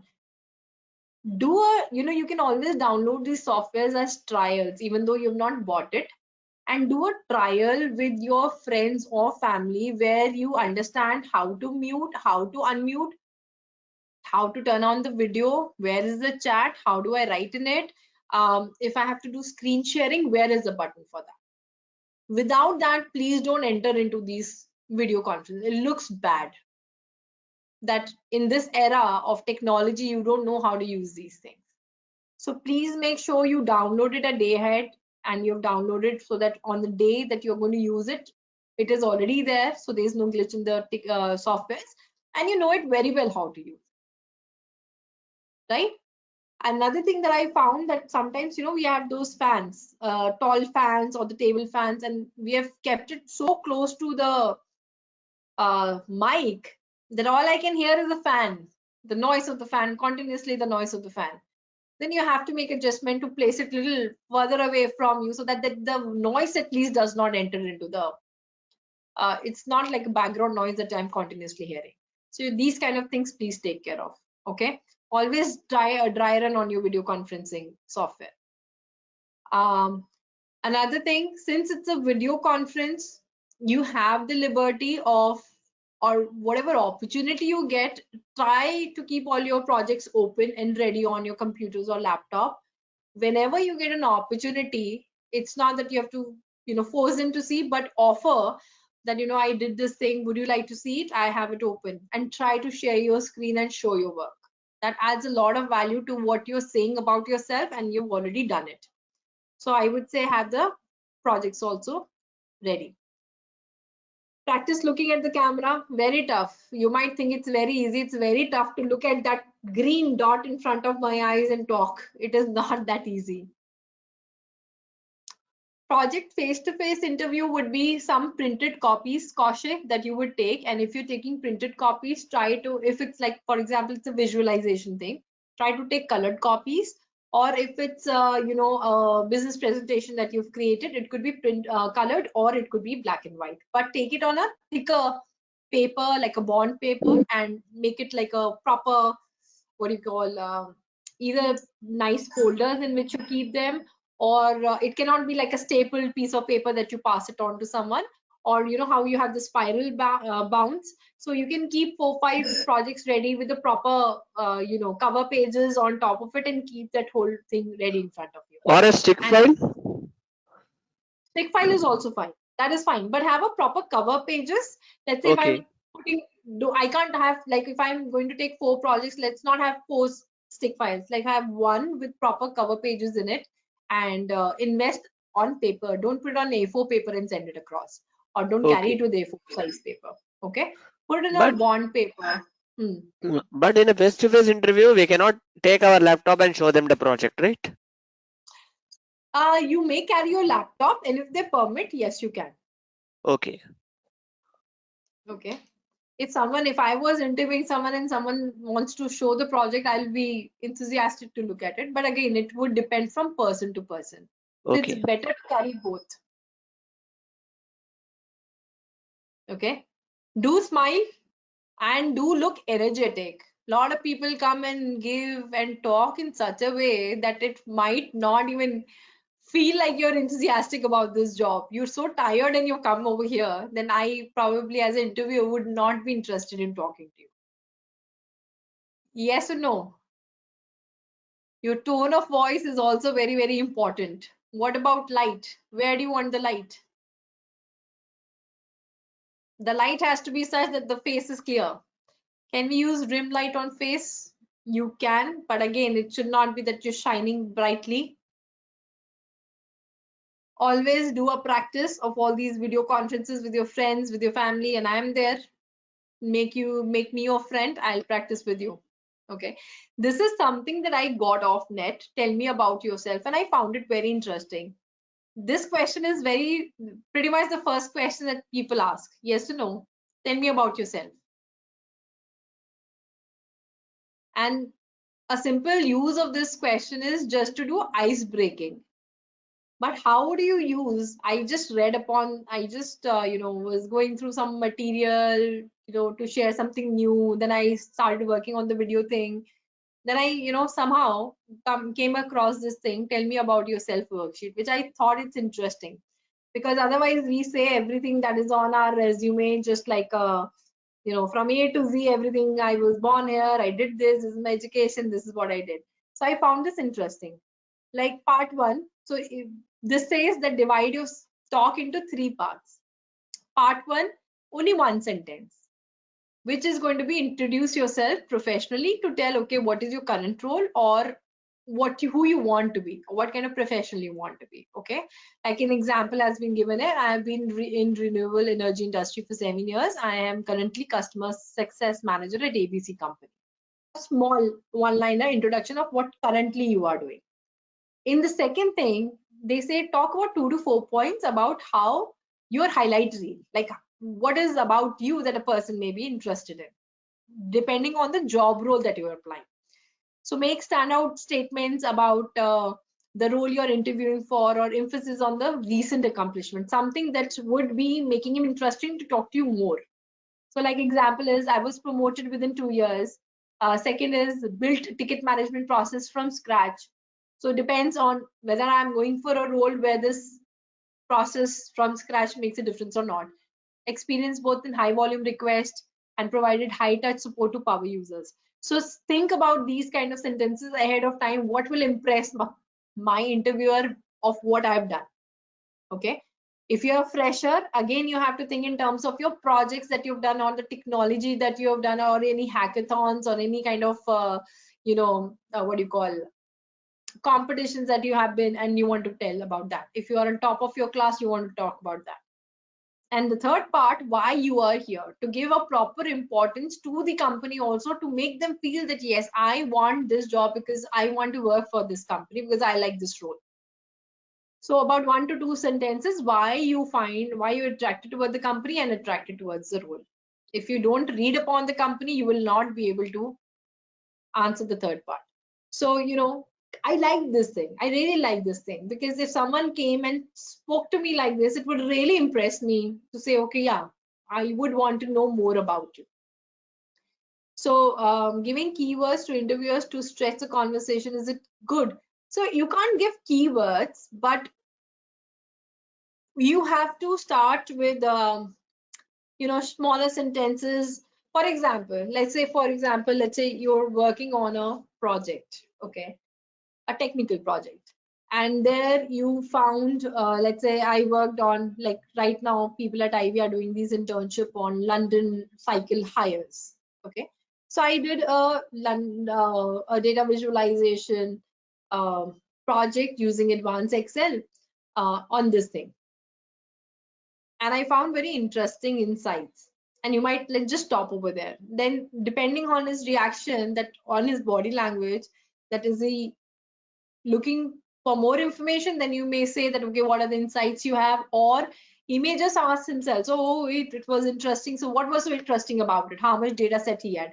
But then you have to be very good in understanding or remembering your data. You can't say, oh, I did it 2 months back, now I don't remember what was there. You should know, if you're going to talk about some project in your interview, you should know all the headers that were involved, all the important variables that were there, what kind of data set, how much data set was there. All these things you should remember by heart. Either don't say it was your favorite project, or know in and out of that particular project. Why are you here relevant to tell me about yourself? Because if Arvind, let's say you go to HSBC, okay, now why have you come to HSBC for an interview? Isn't that important, that why you have selected HSBC or HSBC has selected you, that is there, but why also you gave your resume to HSBC to select you? Why HSBC? There are so many companies. Why HSBC? Don't you think it's important? Yes, but he or she asks about, tell me about yourself. So I'll expect that I will talk about my personal life, my like, dislike, and my Like works. what? What would you like to talk about in your personal life? Yeah, first two part is understandable, like who you are and your highlights. But the third one, why you are here, it goes little off track. Like tell It me about doesn't go off track. See, this is kind of your this is your introduction. This is the part where we are talking about the first impression, where he will be impressed if you include. Okay, and another way of explaining it to you, Arvind. For example, we make friends, right? Some people, say if I have a class of 40 people, I might be friends with 5 or 10 people. I might not be friends with others. How do we decide who we make friends with? the same mentality or the kind of thinking we said. Same mentality, With same kind of interest, people right? with whom the frequency matches. Frequency. How does frequency match? Because you have similar interest, or you are interested in the same things, right? Hobbies are the same, things like that. So when you're talking about their company, it's an automatic connect with them. I want to, why I want to work with HSBC, because this has been, let's say, my dream company, or I have friends working over here, and the kind of work that we do, that you guys are doing over here, that makes me very interested to be a part of HSBC team. As soon as you strike a conversation like them, you have a common point. What is that? HSBC. So to create that rapport, to create that connection, the last point is important. And also to tell them that you're very well prepared to know what the company does and why you are here, what is the role. Otherwise, a lot of people who have no idea about what the company does, has no idea about the JD of the company, and they're sitting for the interview. These guys are spoken like 3 or 4 questions and chucked down, and never even second thought is also not given to such kind of candidates. So to create an instant connect, this is an important part. Okay, if imagine someone comes to me and say, oh, I came here and I read upon Ivy, and I know you are in top 10 data science institute since a long time. Don't you think I'll feel very good? Oh, this guy likes Ivy. This person respects Ivy. I will instantly grow a liking towards this person. Versus somebody says, I have never heard about Ivy, but I came. Instantly cross mark on his resume and out. So this just gives you an opportunity, a first opportunity to create that connect without the person having asked questions that will prompt him that you've read upon the company. Yes. Okay. Also, I had a situation like one of my senior was sharing a situation with me. Like he just graduated from IIM. So one of his interview in some consultancy company. So when he was asked that, tell me about yourself. So just in few seconds he started, and the interviewer abruptly stopped him and said, "What are you talking and why are you talking?" So he was telling me that there are some rounds, or there are sometimes they want to see stress, there are Yeah, people who are absolutely. give you stress, Yeah, and they don't want you to answer. Then what to do? Like he didn't crack it, obviously. So I was thinking it may happen with me also. see, typically this particular question, I would rarely find companies putting you under pressure, because this is considered as an ice-breaking question, where the idea is to make the person a little comfortable. But again, I have also been in this kind of stress interview where I had a tear in my eye, and if I would have batted my eyelid, the tears would have flown down my cheek. I have had been in this situation, and they are just doing it just to make you super nervous. But in the kind of field that in the data science analytics, that might not be the situation. But yes, how do you deal with it? You have to be just thinking, okay, he's just testing me, give a smile, then okay, say, sir, you had asked me, that's why we're answering, but we can move on to the next question. You just have to try and create as much calmness as possible in you without thinking this is a direct attack at you. Don't think about it as an attack. Think about, okay, this is also a part of your interview, which is not easy. Because I told you, I've been in that situation when I was as young as you guys were, and I had tears in my eyes sitting over here, and I could bat and tears will roll down. So in any case where they are trying you for your pressure, try to keep as calm as possible. Whatever you can think of to make you in a very happy place, try to think of that. If you really want that job, go for it. All right. Okay. Any questions you guys have? I am done with what I had to talk about. Ma'am, I have two questions. May I please go ahead with it? Sure. Okay. My first question is, even though it rarely happens, some of the interviewers, while for example, I have an interviewer who has asked me to speak about a topic, and then he gets busy on his phone. Maybe he got a message, and he starts typing. So like, even though I have managed my own way to overcome it, but can you give your inputs? Like, is it advisable to say that? Would you like me to pause for a while? Otherwise, what happens it No. becomes very difficult to connect or to stay connected with the interviewer at that point of Yeah. time. But Dhritima, there can be two things. Like, for example, if I take Pratik's example, when he takes interview, he takes notes on his laptop, but he's not disconnected. He's still listening. So our work is just to Okay. look at that person and keep talking, and keep it talking in the way that he's looking at me. Okay. Okay. So don't stop. So Don't ask him, should I pause? Because he is doing some work. It may be that he's only taking notes of the interview that you have. So don't worry about these things. okay. Sometimes, like, I have faced such situations when the interviewer, like a few of the interviewers, get some messages on his phone, and he starts typing. So in between, in the middle of the interview. So I feel that Yeah. I am not able to stay connected with the interviewer, or whenever he's done with his message, he will look at me, and I will have to repeat all over again. So that's one point when I feel that I am not able to stay connected with the interviewer. So how to deal with that situation? That's my first question. If you can give your inputs on that. So like I said, we are in corporate, so it may happen, and it does happen a lot of times, that an important message has come and you need to answer that. Now, if the interviewer is interested in you, if you've created that first impression, if you've created that rapport with him, he or she will answer. And if he or she wants you to repeat the answer to the question the person had asked, they will ask politely that, oh, I'm so sorry, I Okay. got this message, and could you please repeat it? Okay. Right. So you just have to make Okay. sure that we connect. The rapport building, the connect has to be instant with these guys, Absolutely. right? So that is the Absolutely. key to make them interested in us, because otherwise they can be A- doing anything and we can't do anything about it, and we can't tell them, should they pause? It seems you got a message. Can't say anything like that. No, not like it seems you got a message. Otherwise, it sounds very rude. That the second part. But yeah, but let's Even see. you It are saying, depends on should I how. pause? Why are we pausing, right? Yeah. It So it feels like depends you on can't do how I have built the multitasking. rapport with the interviewer. You build your And my rapport second by having, tell me.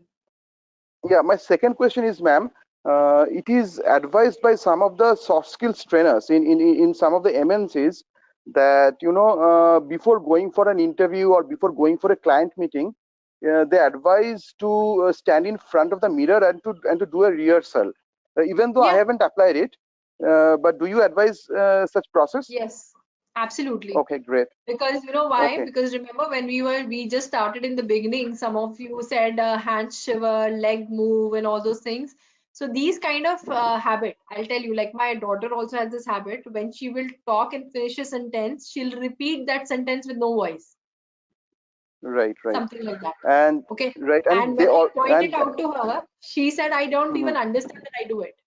So when you do it in Right. front of the these kind of awkward habits like chewing the, when you're nervous, chewing this, these kind of things, or doing like this again and again, things like this Mhm. get visible to you itself. And then you will only know it's Correct. awkward and I should control it.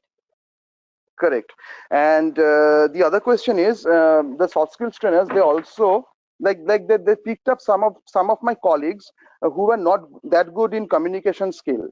Now what they did is they trained them, and they also suggested them to watch as much as like news channels, English news channels as much as possible, maybe like BBC, Absolutely. or watch Tintins, which has got the proper UK or US accent, because they need to No. go to the client meetings. So it depends. Ritiman. So my experience, I've lived in US, I studied there, I lived there, I worked there. My advice is that if I'm Indian and if I'm born and raised and I've spoken in certain manner in English for 24 years, I instantly can't Americanize myself or make myself a Brit, right? So Right. even when I was in US, you try not to put an accent. What we are advised to tell and do, because right now also I do, talk to my cousins in US. I've got my cousins in London, and they have their accent because they're born and raised over there. But when I talk to them, Correct. I adopt neutral English, which is a global English.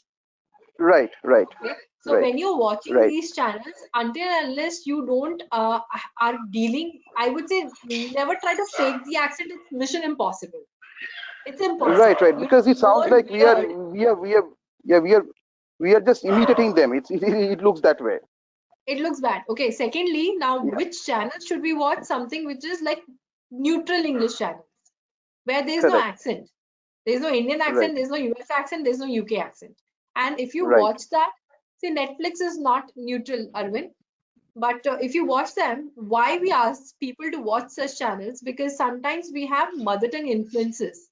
Now, if you watch a Right. neutral English, your ears become accustomed. Or let's say if I am Right. dealing with a US client, then I should watch Mhm. English movies. I should listen to English songs because I want my ears to get accustomed to their accent. Right. To Or if I'm understand a them British, better. but I don't have to exactly to understand them better, to comprehend them better on the phones and the video calls, not to adapt Hmm. their accent. Right. Just to Okay? understand them. Yeah. Yeah. Thank you, ma'am. Thank you so much. Yeah. All right. Thank you. Yes, Amit, you have questions? Yes, ma'am. Yeah. I have two questions. The first is like, if the interviewer asks me like, why should I hire you? Instead, like I can promote someone from my own company. So what to answer in that scenario? So basically, you have to match yourself with the JD that you had and tell, okay, where all do you fit in that JD? So you have to use the words from that JD in putting up what you know, how you've learned it. If there are certain technologies they are looking for, then emphasize on the fact that I've done this technology, I've got hands-on, I've got better understanding on this technology, and hence I'm going to be a better fit at Okay. Thank you, ma'am. And the it. next Okay. one is like at the end, the interviewer always says that, do you have any questions for me? So like Yes. at that point, what should we ask the interviewer? So you can ask about the work culture, you can ask about the work-life balance, you can ask about how, let's say, if I join, if I am given an opportunity to work for your organization, what will be my career path? Or, how do I see, what kind of projects would I be working on? Those kind of things. Okay. Nothing related to salary, nothing related to when can I join or when will I come to know about the result and things like that. Okay. Okay. No, Nothing not even the about salary the part. company. Very Ma'am, important is sometimes ask, the don't interviewer, always ask. ma'am, Say that again. sometimes the interviewer himself asks, do you have He any, can ask. like, what is your salary expectations? Even though I Yes. say that it is based on the company standards, but like, No. how would you like suggest? See, there is no company standard. Basically, you have to understand, let's say if I have 3 to 4 years of experience and I've got the skill set, what is the average industry salary packages? And have always give them a range, never give them one number. Okay. Right, So ma'am. for Right. example, if I'm starting new, I'm a fresher. And if I'm in Calcutta, if somebody asks me, what is your expectation? I'll say 3.5 to 4.5. Because I know that is something that the companies work on in Calcutta. I'll get it. If I've moved to Bangalore, let's say I have 2-3 years of experience and I have understood analytics and all, how much should I get? 6 to 8 lakhs. So you have to know Correct. ahead of time Right, that a ma'am. person who is working in that particular, and these things are very easy these days. Go to Glassdoor. You know, everywhere you will get the salary information of a company. So know the salary information and say in the ballpark. Never say one. Like I can't say I want 5.5 only. Don't say something like that. Always give them a area to work upon. You should not sound very cheap and you should not sound very expensive to them. In both the cases, they'll leave the candidate. Cheap one, they'll hire you for cheap. They won't leave you. But then you could have asked or bargained or negotiated for better. Okay, thank you so much. Yeah.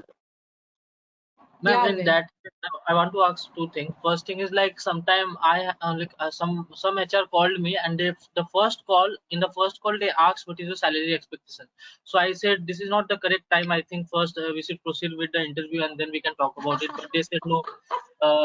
They said no rigidly that we want to know. Yeah. Then what I did is my Absolutely. salary into 30%, like 30% hike I Yeah, that's expect. fine. That's fine. See, even when we are hiring, Arvind, to be very honest, we have a limitations of how much we want to pay. I know I can get best of talents, but at a very high price. Now, I'm not ready to pay that high price. So even when we are giving an opening to our HR saying, I want this kind of person, she will always ask, what is the salary you're going to give? And when she's talking, she gets that expectation from the person. Only then the person goes for the actual round of interview. So that's a very common thing. Any HR would do.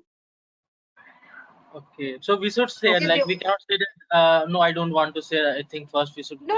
You don't say like that. Or if you're already a working professional, which you are, you say my current salary is this and I'm expecting a hike of at least this much %. So let them know like that. Okay. And second is I want to get your experience, like you are in this industry, you know interviewers, you know people who take interview and all. So I have seen like many times they take interview, like in my case personal experience, like I have never went to the first interview round. Okay, after getting experience, like not as a fresher, after getting experience of 2 years. But my friends who have had 2 years experience, they gave means 10 or to 12 interviews, and this all 10 to 12 interviews went to the last round, like where the HR negotiated and they talked about it, and the salary was also not that much, expensive or that cheap. It was an average. But in that 10 to 12 companies, no company did ever came back and never replied. So he was amorous. But I want to know in this scenario that why these people like spend so much time on interviewing and getting to the last round, and then at least they should tell that yeah, this was the reason that we could not proceed forward. At least some reply should be there. So So I want to typically, understand their mentality. yeah. So typically, guys do not tell the reason to the candidates. To be very honest, they might come out like a person who is very, you can't appreciate if someone tells a negative thing about you. Okay, this is a negative in you, and that's why I didn't hire you. Now, a lot of time, what happens, and nowadays it has started happening. Back in my days, this was not a problem. Nowadays, what happens? Equal power has been given to the technical team and the HR team. Equal power of hiring. So I've been in interviews where the person is IIT IIM's graduate, so the highest level of degrees you can think about in India, and the HR came and said no, we are not going to hire this person, putting the foot down, and technical team had to let go of it. Okay, and this is why it happened. So a lot of time in our case, also in our students, they have reached the last round where we are excited that the offer letter is coming, and suddenly no offer letter comes. Why? Because somebody in the final round found a mother tongue influence. Accent is there, that's why we can't hire. So but this is very expensive for the company also to to interview a candidate till the 5-6 absolutely, interview round. absolutely. But Arvind, they have to make sure that the person is best fit for the company. They don't mind spending time and energy on finding the best fit for the company, because if they just hire a person and then they find he's not best fit, that again a lot of investment happens in My that. point is like if there are interview which are in stepwise, like first you clear first step, then you go to the second. So by that we understand if you reach to the final step, then this is not the first, second, third, and No, you runner. can't. You can't, right? Why? I'll tell you. There is a technical team who is trying to understand your technical know-how. They say, yes, he is good. So you know Python codes, you know R codes, you know what to do in all these tools. But when you reach the business round, you can't connect data in the business together and the tools. Then what is the point? I'm not going to hire you. Or you were able to talk to the business manager, who himself may be very submissive kind of personality, but when it goes to the final round, you don't look like a person I can hire for my company. You'll get rejected. Each round has its own importance. It's not that if one round is done, second round is there, then it means that okay, it's already closed. It's not necessary. Each round has its own importance, why they are kept like that.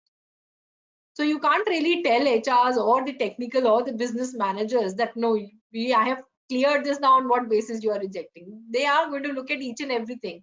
And HR's work is to see that the person is going to be best fit of the company, is going to be versatile, will be able to fit in the team, will be a person who will create some self goals, be persuasive in doing, will be client facing or not.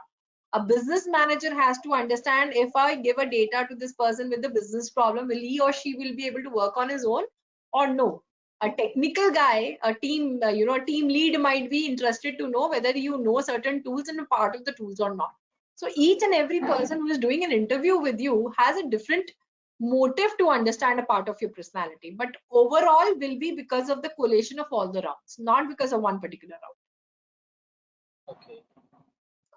So in the when like I want to ask last question. Like suppose there was a 7-round interview for a company, and we understand that I have already gone to the 6th round and I am in the final round, 7th round. So should I negotiate in such a manner that I lower my expectations, so that I understand, because I have gone to the 6th phases of interview and this is a final round. So in the terms of money matter, at least I should not fall down. At least I should okay, money wise. Nothing like that. See, Arvind, the thing is, when the money matter has to be discussed, then the money matter will come in picture with these guys. So for example, if a VP is taking your interview, why will you talk about anything related to money or lowering down your standards? Let the course of interview take time. You can't do anything to make it in your favor except for excellencing in that particular round itself. Nothing else can be done. Okay, when they are ready to talk about money, they will talk about money. There's not going to be any point where you will have an opportunity to drop this information that I'm okay to work at less, and they are not going to compromise because you're okay to work at less. Okay. You understand? Yes. Thank you. Okay. Ma'am, One second. ma'am, Amit, Shilpi has asked a yeah, question. 1 second. If the interviewer asked why do you want to leave your existing company, then you have to be candid with the answer. Typically, why people leave the company for a growth. So if you're seeing a better growth, then you will leave. If you see better opportunity in terms of monetary, then you leave. Or if you don't like the work environment or the people you work with, you leave. So those are the reasons. Be candid about it. What is your reason for finding it out? Location could be another reason. Correct, Kaushik. You can't fabricate it and make it a very flowery image where you don't look bad. Everybody know, he himself as a manager, if he gets a better opportunity, a better role in the company, he will move. So we all understand, these are like human things. Amit, what's your question? And this is the last question, guys. Okay, yes, ma'am. it's Sorry, ma'am. 9:50. Let's call it a night. Yes, Amit. Yes.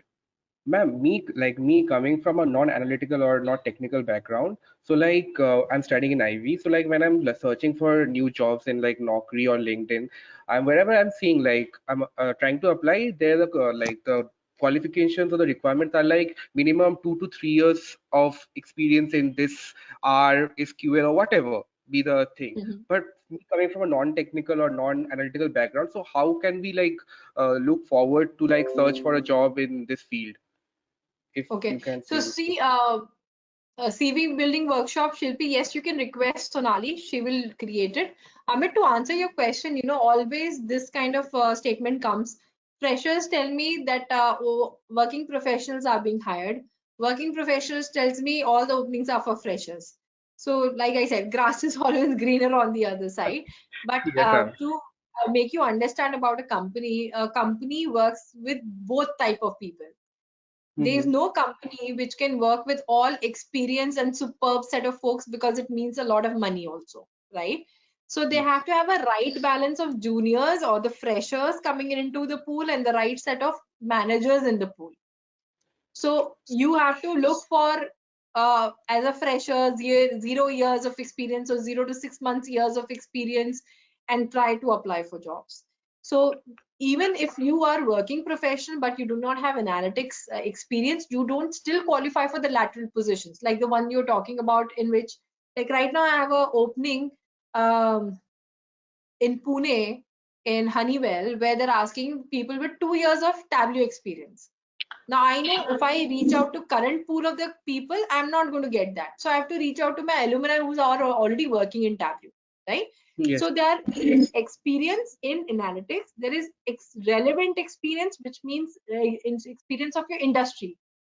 Let's say a financial experience or a marketing experience, so that you understand the business and the data better than a fresher.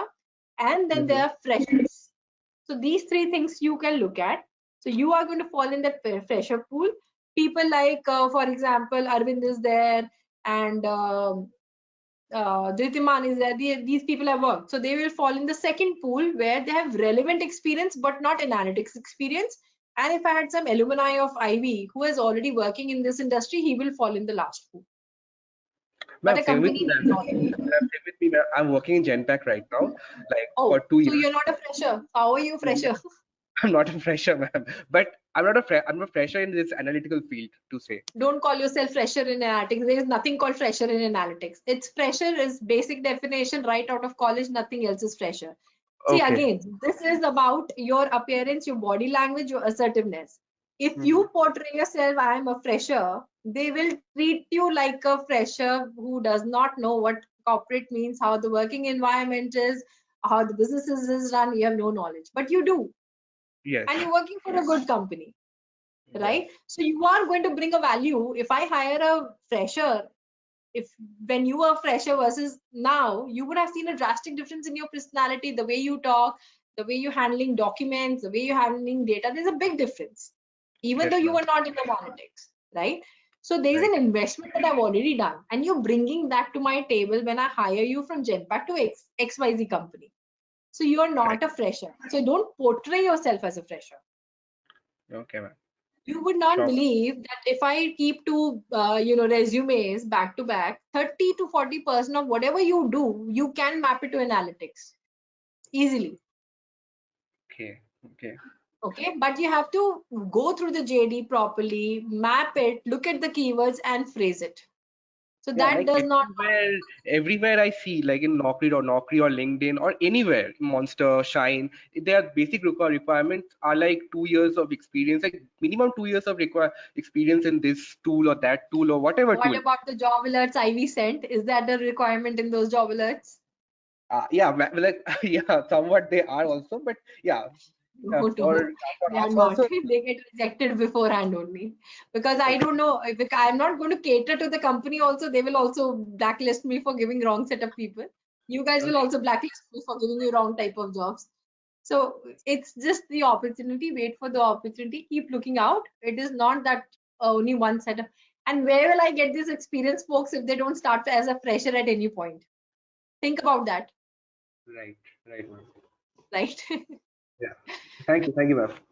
All right, guys. I hope you enjoyed this session. Yes. Yes, ma'am. Kaushik, you may leave, and I'm also going to leave. Yes, ma'am. I hope you enjoyed this session. And any other questions that you have, you guys know me. You know my number. Do a personal message, and I'll try my level best to answer it today or by tomorrow. Okay. You have a good night. Thank you, Arvind. You can come back to Ivy whenever you want. Okay. So you have a good night, guys, and I'll see you again next workshop probably. Take care. Bye-bye. Thank you, ma'am. Yeah, ma'am. Thank you, ma'am. Good Thank you night. so much, ma'am, for your inputs. Thank you. Thanks. Bye-bye. Thank you, ma'am. Fine.